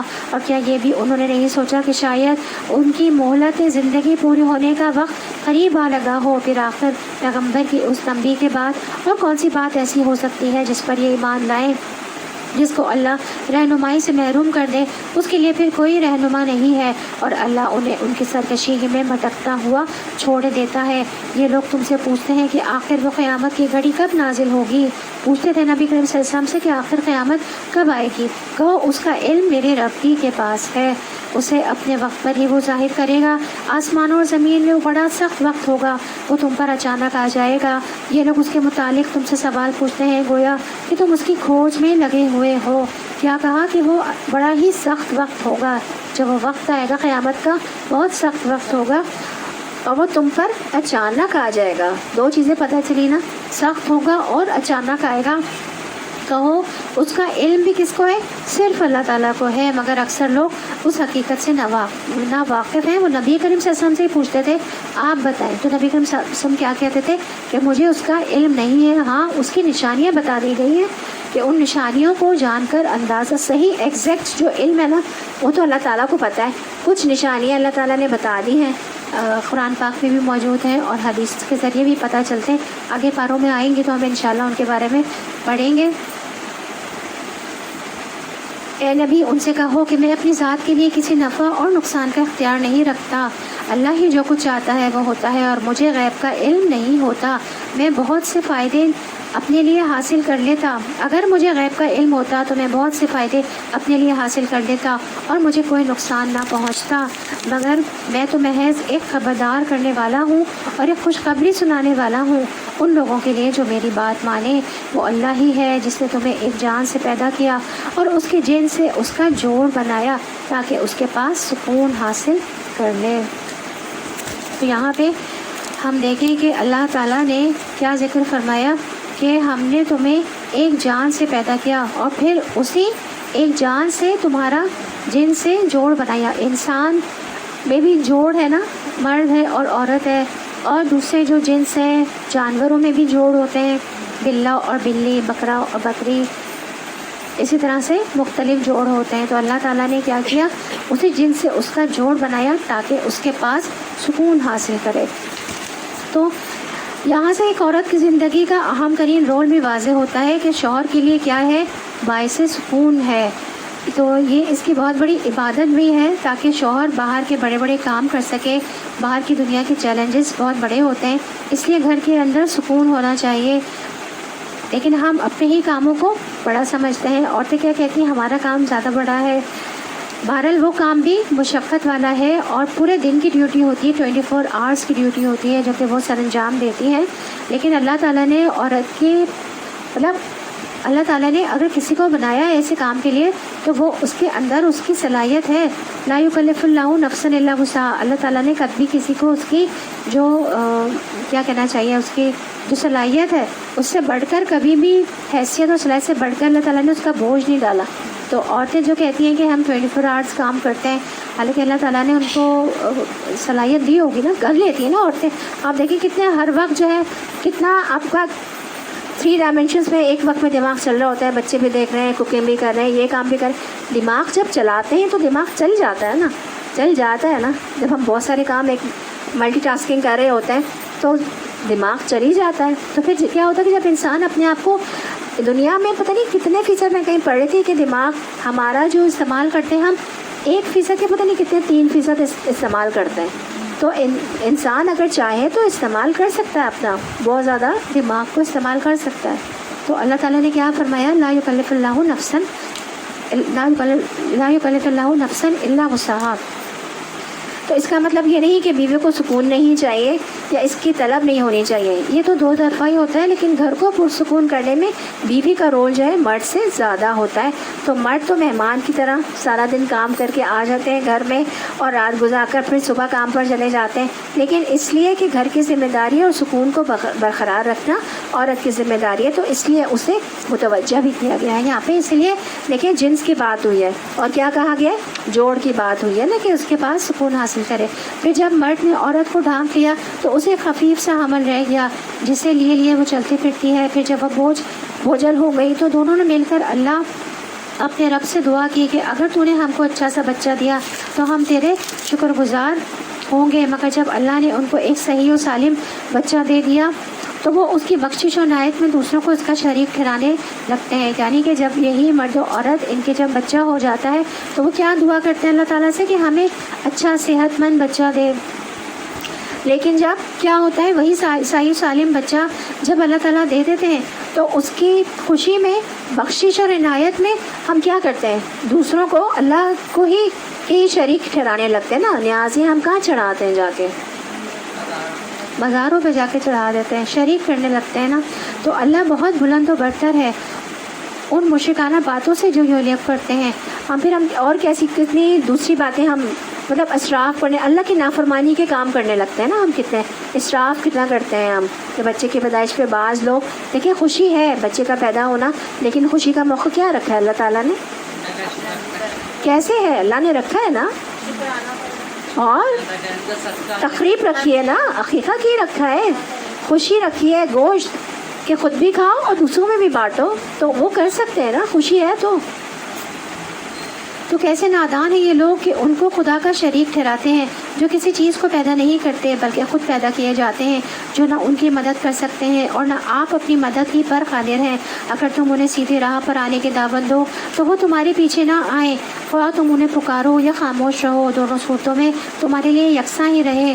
تم لوگ خدا کو چھوڑ کر جنہیں پکارتے ہو وہ تو محض بندے ہیں جیسے تم بندے ہو. ان سے دعائیں مانگ دیکھو کہ تمہاری دعاؤں کا جواب دیں گے اگر ان کے بارے میں تمہارے خیالات صحیح ہیں. اب یہ شرک کے بارے میں دوبارہ بات ہو رہی ہے ساری. کیا یہ پاؤں رکھتے ہیں کہ ان سے چلیں, بتوں کے بارے میں بات ہو رہی ہے. کیا یہ ہاتھ رکھتے ہیں کہ ان سے پکڑیں, کیا یہ آنکھیں رکھتے ہیں کہ ان سے دیکھیں, کیا یہ کان رکھتے ہیں کہ ان سے سنیں. اے نبی صلی اللہ علیہ وسلم ان سے کہو بلا لو اپنے ٹھہرائے ہوئے شریکوں کو, پھر تم سب مل کر میرے خلاف تدبیریں کرو اور مجھے ہرگز مہلت نہ دو. میرا حامی و ناصر وہ خدا ہے جس نے یہ کتاب نازل کی ہے. کیا کہا جا رہا ہے نبی صلی اللہ علیہ وسلم سے کہ آپ ان سے کہیں جو کفار تھے کہ بلا لیں اپنے ٹھہرائے ہوئے شریکوں کو اور پھر سب مل کر میرے خلاف تدبیر کریں. تو میرا مددگار تو اللہ تعالیٰ ہے جس نے یہ کتاب نازل کی ہے, جس نے یہ وحی بھیجی ہے اور وہ نیک آدمیوں کی حمایت کرتا ہے. خلاف اس کے کہ تم جنہیں خدا کو چھوڑ کر پکارتے ہو وہ تمہاری مدد نہیں کر سکتے اور نہ خود اپنی مدد کرنے کے قابل ہیں. خود اپنی مدد کر سکتے ہیں, وہ پاؤں نہ تو ان کے پاؤں ہیں, نہ وہ چل سکتے ہیں, نہ وہ کھا سکتے ہیں اور نہ ہاتھ سے کچھ پکڑ سکتے ہیں, کچھ بھی نہیں کر سکتے. آپ جس کے سامنے بتوں کی پوجا کرتے ہیں لوگ کتنا, وہ تو خود بے جان ہے, محتاج ہے, ان کو خود اٹھا کر لے جایا جاتا ہے. وہ بھی بے جان ہیں, مردے ہیں, وہ کیا کریں گے, وہ تو کچھ نہیں, وہ تو خود جو ہے وہ محتاج ہے اللہ تعالیٰ کے. بخلاف اس کے کہ تم جنہیں خدا کو چھوڑ کر پکارتے ہو وہ نہ تمہاری مدد کر سکتے ہیں اور نہ خود اپنی ہی مدد کرنے کے قابل ہیں, بلکہ اگر تم انہیں سیدھی راہ پر آنے کے لیے کہو تو وہ تمہاری بات سن بھی نہیں سکتے. بظاہر تم کو ایسا نظر آتا ہے کہ وہ تمہاری طرف دیکھ رہے ہیں مگر فی الواقع وہ کچھ بھی نہیں دیکھتے. تو اے نبی صلی اللہ علیہ وسلم نرمی اور درگزر کا طریقہ اختیار کرو, معروف کی تلقین کیے جاؤ اور جاہلوں سے نہ الجھو. تو وہ جو بات نہیں سن رہے تھے کفار, تو نبی کریم صلی اللہ علیہ وسلم کو کیا کہا جا رہا ہے کہ آپ نرمی کا مظاہرہ کریں, درگزر کریں, معاف کریں اور معروف کی تلقین کیے جائیں, مطلب اللہ کی اطاعت کا حکم دیتے جائیں اور جاہلوں سے الجھے نہیں. جو جاہل ہیں ان سے کیا کرنا ہے, بحث نہیں کرنا. مطلب یہاں پہ آراز کا لفظ آیا ہے کہ جاہلوں سے آراز برتنا ہے, ان کو کوئی جواب نہیں دینا, ان سے درگزر کر جانا ہے. تو ہمارے دین نے ہمیں کیا سکھایا, جاہلوں سے کنارہ کشی اختیار کریں, کیونکہ جب انسان نیکی کا کام کرتا ہے, کسی کو برائی سے روکتا ہے, کوئی نیکی کی تعلیم دیتا ہے, تو لوگ اس سے اکثر الجھ بھی پڑتے ہیں اور وہ یہ جانتے ہی نہیں ہیں کہ آپ کیا چاہتے ہیں.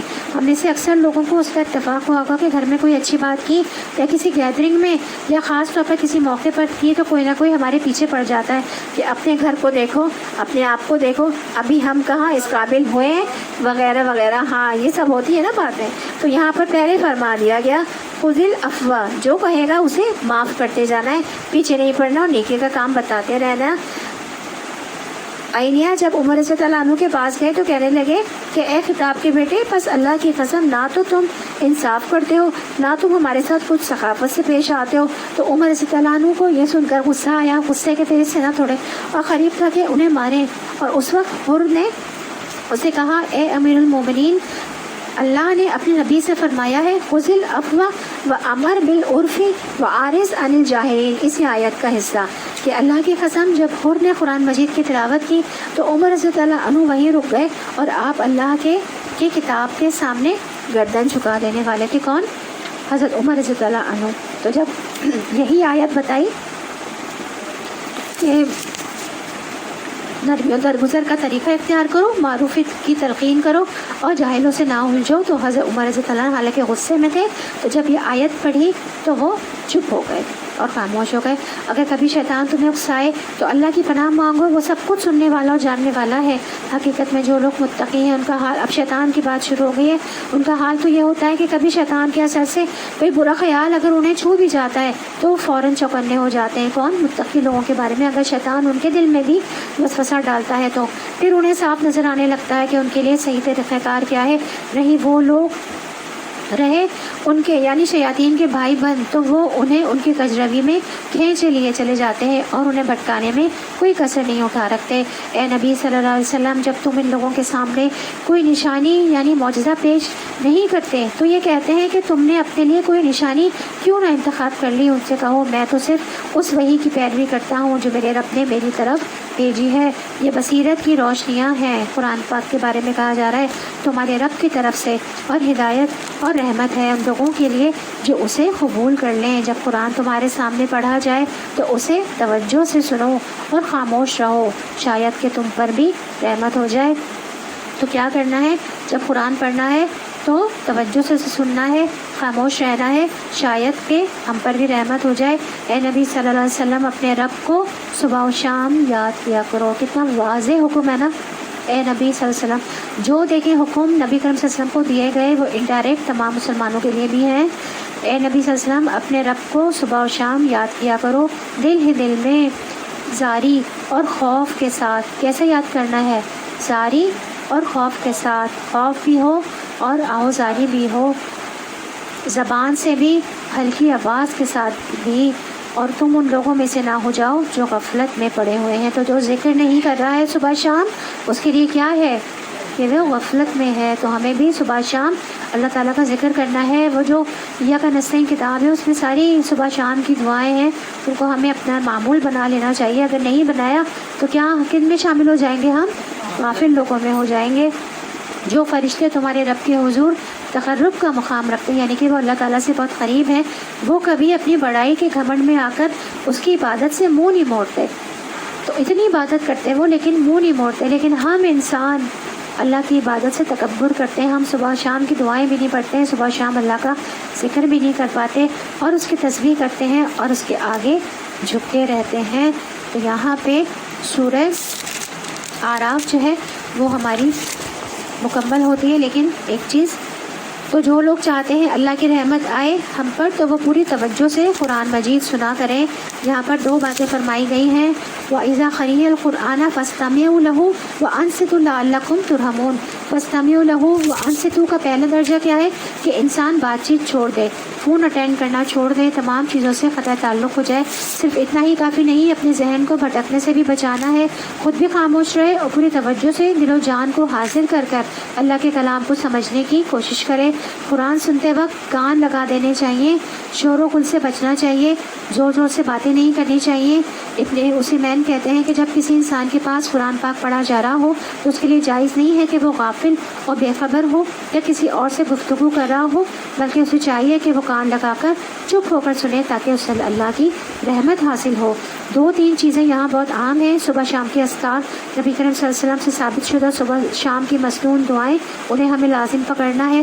دوسری بات، صبح بھی دعائیں مانگنی چاہیے اور شام کو بھی دعائیں مانگنی چاہیے۔ تیسری بات، دعائیں مانگتے وقت دل میں عاجزی ہونی چاہیے، یہ نہیں کہ میرے پاس بڑی دولت ہے اور میں تو ایسا اور ایسا کر دوں گا۔ عاجزی کے ساتھ، خوف کے ساتھ، زبان سے بھی، ہلکی آواز کے ساتھ بھی اللہ کو یاد کرنا ہے۔ ان لوگوں میں سے نہیں ہونا جو غفلت میں پڑے ہوئے ہیں۔ دعائیں مانگتے ہوئے خشوع اور خضوع بھی بہت ضروری ہے۔ اللہ تعالیٰ اس دل کی دعا بھی نہیں سنتا جو غافل ہو، جو مشغول ہو کسی اور چیز میں اور منہ سے دعا کر رہا ہو۔ تو حاضر دل سے دعا کرنی ہے۔ رسول اللہ صلی اللہ علیہ وسلم نے فرمایا، اللہ سے قبولیت کے یقین کے ساتھ دعا مانگا کرو اور جان لو کہ بے شک اللہ غافل اور لہب اور لعب میں مشغول دل کی دعا قبول نہیں کرتا۔ پورے یقین اور اعتماد کے ساتھ ہی دعا مانگنی چاہیے۔ یہ نہیں کہنا چاہیے کہ اللہ اگر تو چاہے تو معاف کر، اگر نہیں چاہتا تو نہ کر۔ نہیں، اللہ تو معاف ہی کر، کیونکہ معافی ہی ہماری ضرورت ہے۔ سجدہ تلاوت سنت ہے۔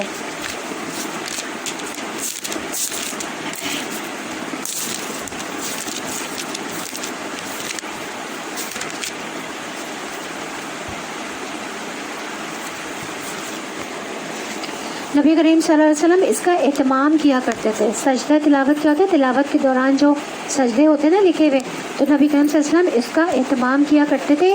ابن عمر رضی اللہ عنہ کہتے ہیں کہ نبی صلی اللہ علیہ وسلم قرآن کی قرأت کرتے، بس آپ اس صورت کی قرأت کرتے جس میں سجدہ ہوتا تو آپ سجدہ کرتے اور ہم بھی آپ کے ساتھ سجدہ کرتے، حتیٰ کہ ہم میں سے بعض کو اپنی پیشانی رکھنے کی بھی جگہ نہیں ملتی تو وہ ایک دوسرے کے اوپر یا جھک کر یا اشارے سے سجدہ کر لیتے۔ تو سجدہ تلاوت جو ہے وہ اشارے سے بھی ہو سکتا ہے۔ اس سجدے میں جاتے ہوئے اللہ اکبر کہتے ہیں، اٹھتے ہوئے نہیں کہتے، جاتے ہوئے کہتے ہیں۔ اور اس سجدے میں سلام بھی نہیں ہے۔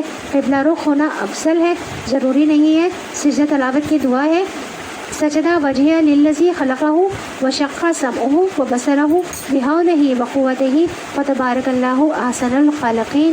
یہ دعا بھی پڑھ سکتے ہیں، ورنہ 3 بار کیا پڑھیں؟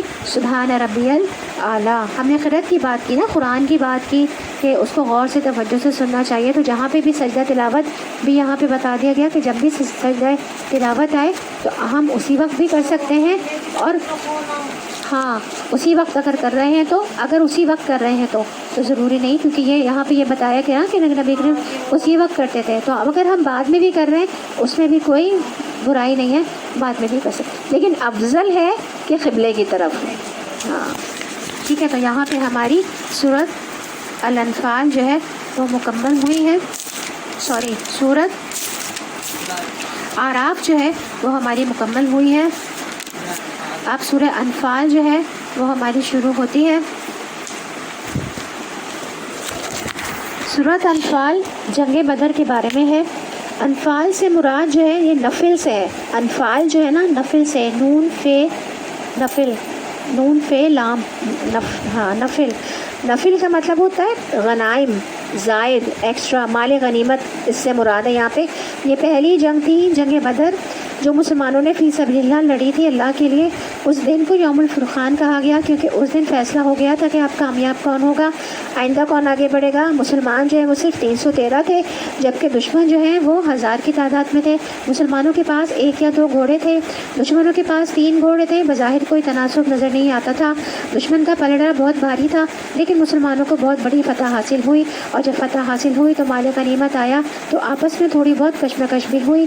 تو نوجوان کہتے تھے کہ ہم نے آگے جا کے جنگ کی تو ہمیں زیادہ حصہ ملنا چاہیے، لڑائی ہو گئی تھی تو کہ مال غنیمت پہ نا، تو بزرگ کہتے تھے کہ ہم نے پیچھے سے تمہارا دفاع کیا ہے، ہمیں زیادہ ملنا چاہیے مال غنیمت میں سے۔ تو آئیں شروع کرتے ہیں۔ بسم اللہ الرحمن الرحیم۔ یسألونک عن الانفال قل الانفال للہ والرسول فاتقوا اللہ واصلحوا ذات بینکم واطیعوا اللہ ورسولہ ان کنتم مؤمنین۔ شروع اللہ کے نام سے جو بڑا مہربان نہایت رحم والا ہے۔ تم سے انفال کے متعلق پوچھتے ہیں، کہو یہ انفال تو اللہ اور اس کے رسول کے ہیں، بس تم لوگ اللہ سے ڈرو اور اپنے آپس کے تعلقات درست کرو اور اللہ اور اس کے رسول کی اطاعت کرو اگر تم مومن ہو۔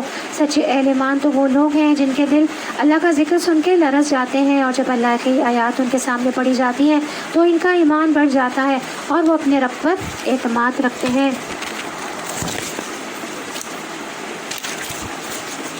تو اس سے پہلے دور جاہلیت میں کوئی طریقہ نہیں تھا کہ جو طاقتور ہوتا تھا وہی مال غنیمت سب لے جاتا تھا۔ تو صحابہ سے کہا جا رہا ہے کہ جنگ تم نے اللہ کے لیے لڑی ہے، انفال کے لیے نہیں لڑی، یعنی مال غنیمت کے لیے نہیں لڑی ہے۔ غنائم کو ایک طرف رکھو اور اپنے تعلقات کو اچھے کرو، کیونکہ یہ باہم جڑنا مضبوطی کی علامت ہے، اور تم مضبوط ہوگے، طاقتور ہوگے تو آئندہ دشمن کا مقابلہ کر سکو گے۔ رسول اللہ صلی اللہ علیہ وسلم نے فرمایا، ابن آدم نے کوئی ایسا عمل نہیں کیا جو نماز، آپس میں صلح کروانے اور اچھے اخلاق سے بہتر ہو۔ تو آپس میں صلح کروانے کا کیا مقصد ہوتا ہے کہ آپس میں جڑے رہیں، تو یہ اچھا عمل ہے بہت۔ اللہ کی عبادت اور بندوں کے ساتھ اچھے تعلقات اور اچھا اخلاق اعلیٰ درجات والوں اعلیٰ درجات والے لوگوں کا کام ہے۔ ہم سب بھی اپنا جائزہ لیں کہ ہمارے دل بھی کانپتے ہیں اور کیا ہمارا بھی ایمان بڑھتا ہے، کہ ہمارے توکل میں بھی اضافہ ہوتا ہے۔ جب اللہ کی آیات ان کے سامنے آتی ہیں تو جو نماز قائم کرتے ہیں اور جو کچھ ہم نے ان کو دیا ہے اس میں سے ہماری راہ میں خرچ کرتے ہیں، ایسے یہ لوگ حقیقی مومن ہیں۔ کیوں کہا جا رہا ہے یہاں پہ خرچ کی بات آئی؟ کیونکہ وہ پیسے کی محبت آ رہی تھی نا، تو فوراً خرچ کی بات آ گئی کہ مومنوں کی صفات بیان کر کی اللہ تعالیٰ نے کہ دیکھو تم مال غنیمت پہ لڑ رہے ہو، حالانکہ مومنوں کی صفات کیا ہیں کہ وہ تو ہماری خود راہ میں خرچ کرتے ہیں، خود جنگ کے لیے جو ہے وہ تم لوگ پیسہ اپنا مال نکالتے ہو اور تم لوگ خود اس مال غنیمت کے لیے لڑ رہے ہو۔ ایسے یہ لوگ حقیقی مومن ہیں، ان کے لیے ان کے رب کے پاس بڑے درجے ہیں، قصوروں سے درگزر ہے اور بہترین رزق ہے۔ اس مال غنیمت کے معاملے میں بھی ویسے ہی صورت پیش آ رہی ہے جیسی اس وقت پیش آئی تھی جب کہ تیرا رب تجھے حق کے ساتھ تیرے گھر سے نکال لایا تھا اور مومنوں میں سے ایک گروہ کو یہ ناگوار تھا، وہ اس حق کے معاملے میں تجھ سے جھگڑ رہے تھے، درآں حال یہ کہ وہ صاف صاف نمایاں ہو چکا تھا۔ ان کا حال یہ تھا کہ وہ گویا آنکھوں دیکھتے موت کی طرف آگے جا رہے ہیں۔ جب ہجرت کا حکم آیا تھا تو ایک گروپ جو ہے وہ اس پہ راضی نہیں تھا ہجرت کے لیے، تو یاد کرو وہ موقع جب کہ اللہ تم سے وعدہ کر رہا تھا کہ دونوں گروہوں میں سے ایک تمہیں مل جائے۔ تم چاہتے تھے کہ کمزور گروہ تمہیں ملے، مگر اللہ کا ارادہ یہ تھا کہ اپنے ارشادات سے حق کو حق کر دکھائے اور کافروں کی جڑ کاٹ دے تاکہ حق حق ہو کر رہے اور باطل باطل ہو کر رہ جائے، خواہ مجرموں کو یہ کتنا ہی ناگوار ہو۔ اور وہ موقع جب کہ تم اپنے رب سے فریاد کر رہے تھے، جواب میں اس نے فرمایا کہ میں تمہاری مدد کے لیے پے در پہ 1000 فرشتے بھیج رہا ہوں۔ اللہ تعالیٰ نے اپنی مدد کا یاد دلایا۔ یہ بات اللہ نے تمہیں صرف اس لیے بتا دی تھی کہ تمہیں خوشخبری ہو اور تمہارے دل اس سے مطمئن ہو جائیں، ورنہ مدد تو جب بھی ہوتی ہے اللہ ہی کی طرف سے ہوتی ہے۔ یقیناً اللہ بڑا زبردست اور دانا ہے۔ تو اللہ کی مدد کب آتی ہے؟ جب انسان اللہ کی طرف رغبت کرتا ہے، اللہ سے عاجزی کرتا ہے، گڑ گڑاتا ہے، مدد مانگتا ہے۔ ومن نصر الامن عند اللہ، بہت اہم قانون بتایا گیا ہے یہاں پہ کہ مدد تو صرف اللہ ہی کی طرف سے آتی ہے۔ اور وہ وقت جب کہ اللہ اپنی طرف سے غنودگی کی شکل میں اب یہ مختلف موقع کے اللہ تعالیٰ یاد کروا رہے ہیں کہ آپ یہ باتیں ان کو بتائیں کہ اللہ نے کیسے مدد کی تھی۔ اپنی طرف سے غنودگی کی شکل میں تم پر اطمینان و بے خوفی کی کیفیت طاری کر رہا تھا اور آسمان سے تمہارے اوپر پانی برسا رہا تھا تاکہ تمہیں پاک کرے اور تم سے شیطان کی ڈالے ہوئی نجاست دور کرے اور تمہاری ہمت بندھائے اور اس کے ذریعے سے تمہارے قدم جما دے۔ جنگ احد میں بھی ایسا ہوا تھا، اللہ کی مدد آئی تھی، اور بھی بہت سارے موقع جو پیچھے بیان ہوئے نا، کہ قریش کا تجارتی قافلہ جو شام کی طرف سے آ رہا تھا یا لشکر قریش جو مکہ سے آ رہا تھا، تو اللہ تعالیٰ نے اس وقت بھی جو ہے وہ مدد کی تھی۔ اور وہ وقت جب کہ تمہارا رب فرشتوں کو اشارہ کر رہا تھا کہ میں تمہارے ساتھ ہوں، تم اہل ایمان کو ثابت قدم رکھو۔ اللہ تعالیٰ نے فرشتوں کے ذریعے سے مدد کی، اور میں ابھی ان کافروں کے دلوں میں رعب ڈالے دیتا ہوں، بس تم ان کی گردنوں پر ضرب اور جوڑ جوڑ پر چوٹ لگاؤ۔ جنگ بدر کے واقعات کا ذکر ہو رہا ہے یہاں پہ، تو یہ اللہ تعالیٰ اپنی مدد کے واقعات یاد کرا رہے ہیں کہ اپنے جو لوگ ہیں جو کہ لڑ رہے ہیں ان کو میری مدد کے واقعات یاد کراؤ کہ میں نے کن کن موقعوں پر تم نے کس طرح سے جو ہے وہ جنگ لڑی ہے نا، اللہ کی مدد سے لڑی ہے نا، میں نے کہاں کہاں کس طرح سے تمہاری مدد کی رہی ہے۔ یہ اس لیے کہ ان لوگوں نے اللہ اور اس کے رسول کا مقابلہ کیا، اور جو اللہ اور اس کے رسول کا مقابلہ کرے اللہ اس کے لیے نہایت سخت ہے۔ یہ ہے تم لوگوں کی سزا، اب اس کا مزہ چکھو، اور تمہیں معلوم ہو کہ حق کا انکار کرنے والوں کے لیے دوزخ کا عذاب ہے۔ اے لوگوں جو ایمان لائے ہو، جب تم ایک لشکر کی صورت میں کفار سے دوچار ہو تو ان کے مقابلے میں پیٹ نہ پھیرو۔ جس نے ایسے موقع پر پیٹ پھیری، اللہ یہ کہ جنگی چال کے طور پر ایسا کرے یا کسی دوسری فوج سے جا ملنے کے لیے، تو وہ اللہ کے غضب میں گر جائے گا اور اس کا ٹھکانہ جہنم ہوگا، اور وہ بہت بری جائے باز گشت ہے۔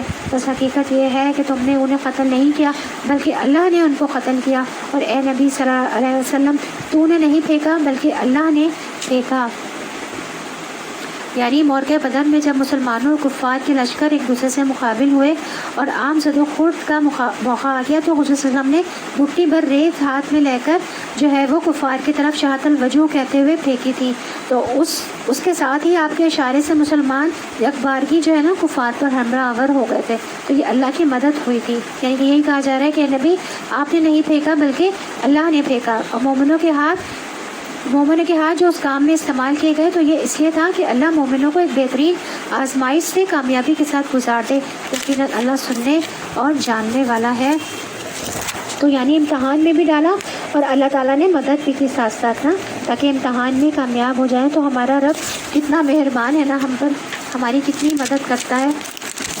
یہ معاملہ تو تمہارے ساتھ ہے، اور کافروں کے ساتھ معاملہ یہ ہے کہ اللہ ان کی چالوں کو کمزور کرنے والا ہے۔ ان کافروں سے کہہ دو اگر تم فیصلہ چاہتے تھے تو لو، فیصلہ تمہارے سامنے آ گیا، باز آ جاؤ، تمہارے ہی لیے بہتر ہے، ورنہ پھر پلٹ کر اسی حماقت کا اعادہ کرو گے جو ہم بھی اسی سزا کا اعادہ کریں گے، اور تمہاری جمعیت خواہ وہ کتنی ہی زیادہ ہو تمہارے کچھ کام نہ آ سکے گی۔ اللہ مومنوں کے ساتھ ہے۔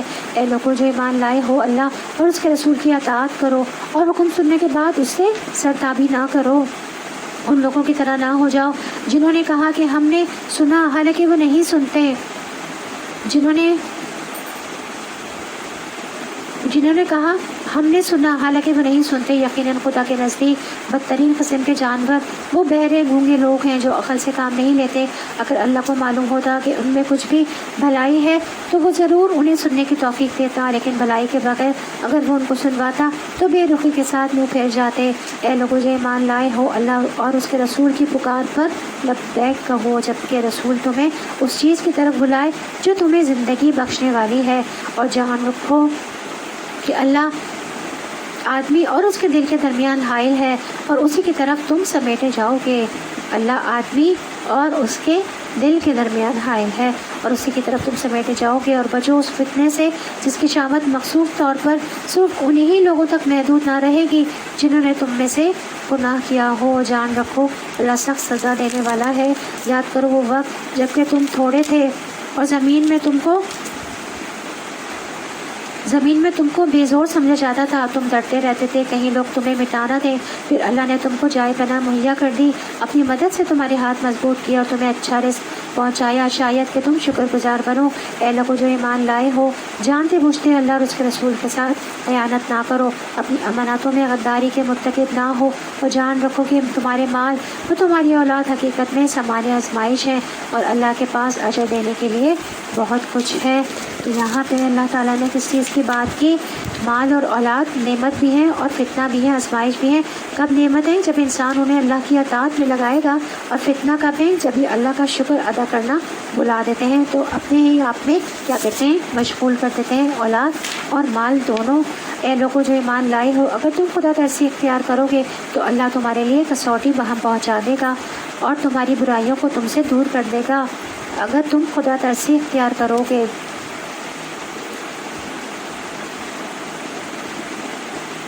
یعنی کہ جب تم اللہ کا تقوی اختیار کرو گے۔ اور کسوٹی کس کو کہا گیا ہے؟ فرقان کو، قرآن کو۔ قرآن بہم پہنچائے گا اور تمہاری برائیوں کو تم سے دور کر دے گا اور تمہارے قصور معاف کر دے گا۔ اللہ بڑا ہی فضل فرمانے والا ہے۔ یعنی کہ اللہ تعالیٰ جب ہم تقوی اختیار کرتے ہیں نا اللہ تعالیٰ، تو ہمیں اچھے برے کی سمجھ آنے لگتی ہے خود ہی سے۔ کسوٹی اس چیز کو کہتے ہیں جو کھرے اور کھوٹے کے امتیاز کو نمایاں کرتی ہے۔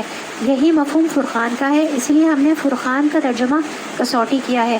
ارشاد الہی کا منشا یہ ہے کہ اگر دنیا میں اللہ سے ڈرتے ہوئے کام کریں، یعنی اللہ کا تقوی اختیار کریں، تو اللہ تعالیٰ تمہارے اندر وہ قوت تمیز پیدا کر دے گا جسے قدم قدم پر تمہیں خود یہ معلوم ہوتا رہے گا کہ کون سا رویہ صحیح ہے، کون سی غلط ہے، اور کون سی راہ حق ہے، اور کون سی خدا کی طرف جاتی ہے، اور کون سی راہ باطل کی طرف جاتی ہے اور شیطان سے ملاتی ہے۔ اور پھر کیا کرے گا؟ اللہ تعالیٰ برائیوں کو بھی دور کر دے گا اور قصور کو بھی معاف فرما دے گا، کیونکہ اللہ تعالیٰ بہت فضل فرمانے والا ہے۔ وہ وقت بھی یاد کرنے کے قابل ہے جب منکرین حق تیرے خلاف تدبیریں سوچ رہے تھے کہ تجھے قید کر دیں یا قتل کر ڈالیں یا جلا وطن کر دیں۔ نبی کریم صلی اللہ علیہ وسلم جب ہجرت کرنے والے تھے تو اس وقت کفاروں نے کیا کیا تھا؟ ان کی قتل کے منصوبے بنانے لگے تھے نا۔ وہ اپنی چالیں چل رہے تھے اور اللہ اپنی چال چل رہا تھا۔ اللہ سب سے بہتر چال چلنے والا ہے۔ جب ان کو ہماری آیات سنائی جاتی تھی تو کہتے تھے ہاں سن لیا ہم نے، ہم چاہیں تو ایسی ہی باتیں ہم بھی بنا سکتے ہیں۔ یہ تو وہی پرانی کہانیاں ہیں جو ہم سے پہلے لوگ کہتے چلے آ رہے ہیں۔ اور وہ بات بھی یاد ہے جب انہوں نے کہی تھی کہ خدایا اگر یہ واقعی حق ہے تیری طرف سے تو ہم پر آسمان سے پتھر برسا دے یا کوئی دردناک عذاب ہم پر لے آ۔ اس وقت تو اللہ ان پر عذاب نازل کرنے والا نہ تھا جبکہ تو ان کے درمیان موجود تھا، یعنی نبی کریم صلی اللہ علیہ وسلم موجود تھے جب تک اس وقت تک عذاب نہیں آ سکتا تھا۔ اور نہ اللہ کا یہ فائدہ ہے کہ لوگ استغفار کر رہے ہوں اور وہ ان کو عذاب دے دے تو استغفار عذاب سے بچانے کا کیا ہے؟ سبب ہے۔ بعض صالحین کہتے ہیں کہ ہمارے لیے عذاب سے 2 پناہیں ہیں، نبی صلی اللہ علیہ وسلم کا دنیا میں موجود ہونا اور استغفار کرنا۔ تو جب نبی صلی اللہ علیہ وسلم وفات پا گئے تو ہماری ایک حفاظت جو ہے نا عذاب سے وہ تو ختم ہو گئی، اب سے دوسری باقی رہ گئی ہے، وہ ہے استغفار۔ تو رسول اللہ صلی اللہ علیہ وسلم نے فرمایا انسان جب تک اللہ عز و جل سے استغفار کرتا ہے اس وقت تک اللہ عز و جل کے عذاب سے محفوظ رہتا ہے، انشاءاللہ دنیا میں بھی، قبر اور پھر حشر میں بھی حفاظت ہوتی ہے۔ استغفار کی وجہ سے پھر گناہ بھی نہیں لکھے جاتے۔ اور ایک دوسری جگہ پہ آتا ہے، قرآن مجید میں ایک دوسری جگہ پہ آتا ہے کہ کسی قوم پر عذاب نہیں آتا جب تک کہ اس قوم کے لوگ استغفار کرتے ہیں اور امر بالمعروف و نہی عن المنکر کرتے ہیں، لوگوں کو بھلائی کا حکم دیتے رہتے ہیں اور برائی سے روکتے رہتے ہیں، 2 کام کرتے ہیں، استغفار کرتے ہیں اور امر بالمعروف و نہی عن المنکر کرتے ہیں، اس وقت بھی عذاب نہیں آتے۔ یعنی کہ نبی کریم صلی اللہ علیہ وسلم جو کام کر رہے تھے وہی کام جب کرتے رہتے ہیں تو پھر استغفار، پھر عذاب نہیں آتا۔ لیکن اب کیوں نہ وہ ان پر عذاب نازل کرے جبکہ وہ مسجد حرام کا راستہ روک رہے ہیں، حالانکہ وہ اس مسجد کے جائز متولی نہیں ہے، آنے نہیں دے رہے تھے نا ان کو، مکے میں داخل نہیں ہونے دے رہے تھے، مکے میں ان کی عبادت کرنے کے لیے۔ اس کے جائز متولی تو صرف اہل تقویٰ ہی ہو سکتے ہیں، مگر اکثر لوگ اس بات کو نہیں مانتے۔ بیت اللہ کے پاس اور لوگوں کی نماز کیا ہوتی ہے؟ بس سیٹیاں بجاتے اور تالیاں پیٹتے ہیں۔ بس اب لوگ اس عذاب کا مزہ چکھو اپنے اس انکار حق کی پاداش میں جو تم کرتے رہے ہو۔ جن لوگوں نے حق کو ماننے سے انکار کیا ہے وہ اپنے مال خدا کے راستے سے روکنے کے لیے صرف کر رہے ہیں اور ابھی اور خرچ کرتے رہیں گے، مگر آخرکار یہی کوششیں ان کے لیے پچھتاوے کا سبب بنیں گی، پھر وہ مغلوب ہوں گے، پھر یہ کافر جہنم کی طرف گھیر لائے جائیں گے تاکہ اللہ گندگی کو پاکیزگی سے چھانٹ کر الگ کرے اور ہر قسم کی گندگی کو ملا کر اکٹھا کرے، پھر اس پلندے کو جہنم میں جھونک دے۔ یہی لوگ اصل دیوالیے ہیں۔ تو جو لوگ جہنم میں جائیں گے ان کے بارے میں کیا ہے اللہ تعالیٰ کی رائے؟ کہ کیا ہے اللہ تعالیٰ کی رائے کہ پھر وہ مغلوب ہو جائیں گے اور جہنم کی طرف گھیرے لائے جائیں گے تاکہ اللہ گندگی کو پاکیزگی سے چھانٹ کر الگ کر دے۔ تو جو لوگ جہنم میں جانے والے ہوں گے وہ کیا ہوں گے؟ پاکیزگی سے چھانٹ کر الگ کر دیے جائیں گے۔ اللہ تعالیٰ انہیں گندگی سمجھ رہا ہے اور ہر قسم کی گندگی کو ایک ساتھ ملا دیں گے۔ مختلف قسم کی گندگیاں ہوں گی نا جو کہ جہنم میں جائیں گی، کاظمین بھی ہوں گے، جھٹلانے والے بھی ہوں گے، جھوٹ بولنے والے بھی ہوں گے، عذاب ملنے والے بھی ہوں گے، منافقین بھی ہوں گے، کافرین بھی ہوں گے۔ تو تمام گندگیوں کو ملا کر اکٹھا کر کے پھر اس پلندے کو جہنم میں جھونک دیا جائے گا، اور یہی اصل دیوالیے کہتے ہیں جس نے نقصان اٹھایا۔ اصل نقصان اٹھانے والے کون ہیں؟ وہی لوگ ہوں گے۔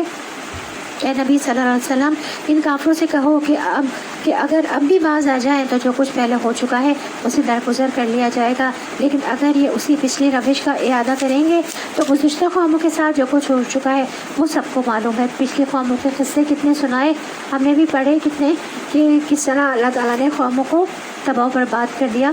پچھلے پارے میں ہم نے پڑھا اے لوگوں جو ایمان لائے ہو ان کافروں سے جنگ کرو یہاں تک کہ فتنہ باقی نہ رہے اور دین پورے کا پورا اللہ کے لیے ہو جائے۔ پھر اگر وہ فتنے سے رک جائیں تو ان کے اعمال کا دیکھنے والا اللہ ہے، اور اگر وہ نہ مانے تو جان رکھو اللہ تمہارا سرپرست ہے اور وہی بہترین حامی اور مددگار ہے۔ تو نبی کریم صلی اللہ علیہ وسلم جو کفار قریش کے خلاف جنگ کر رہے تھے اس جنگ کا اصل مقصد کیا تھا؟ کہ فتنہ ختم ہو جائے اور دین پورے کا پورا اللہ کے لیے ہو جائے۔ تو مشرکین مکہ سے کہا جا رہا ہے کہ باز آ جاؤ ورنہ مومنوں کا مولا تو اللہ ہے، وہ ان کی مدد کرے گا اور تمہاری شامت آ جائے گی۔ اللہ تعالیٰ ہمیشہ ہمیں اپنے عذاب سے محفوظ رکھے اور ہمارا مولا رہے، آمین۔ یہاں پر ہمارا پارہ نمبر 9 قال الملأ مکمل ہوا۔ الحمدللہ دعا کر لیتے ہیں۔ سبحانک اللہم و بحمدک اشہد ان لا الہ الا انت استغفرک و اتوب الیک۔ بسم اللہ الرحمن الرحیم، الحمدللہ رب العالمین الرحمن الرحیم مالک یوم الدین، ایاک نعبد و ایاک نستعین، اہدنا الصراط المستقیم صراط الذین انعمت علیہم غیر المغضوب علیہم ولا الضالین، آمین۔ اللہم صلی علی محمد وعلی آل محمد، ربنا آتنا فی الدنیا حسنۃ وفی الآخرۃ حسنۃ وقنا عذاب النار، ربنا هب لنا من ازواجنا وذریاتنا قرۃ اعین واجعلنا للمتقین اماما۔ رب ابن لي عندك بيتا في الجنة رب ابن لي عندك بيتا في الجنة رب ابن لي عندك بيتا في الجنة ربنا اصرف عنا عذاب جهنم إن عذابها كان غراما إنها ساءت مستقرا ومقاما اللهم إني أسألك علما نافعا ورزقا طيبا وعملا متقبلا ربنا تقبل منا إنك أنت السميع العليم وتب علينا إنك أنت التواب الرحيم رب ارحمهما كما ربياني صغيرا رب ارحمهما كما ربياني صغيرا رب ارحمهما كما ربياني صغيرا. آپ لوگ اپنی اپنی دعائیں مانگیں.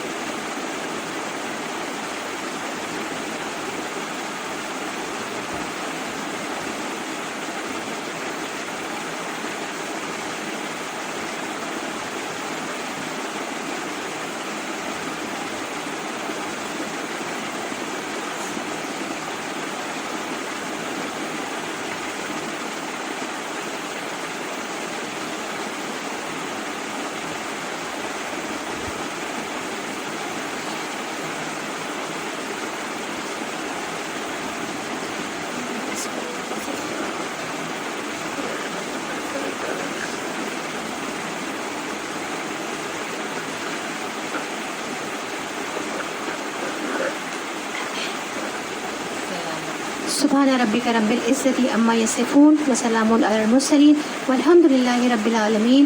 السلام علیکم ورحمۃ اللہ وبرکاتہ.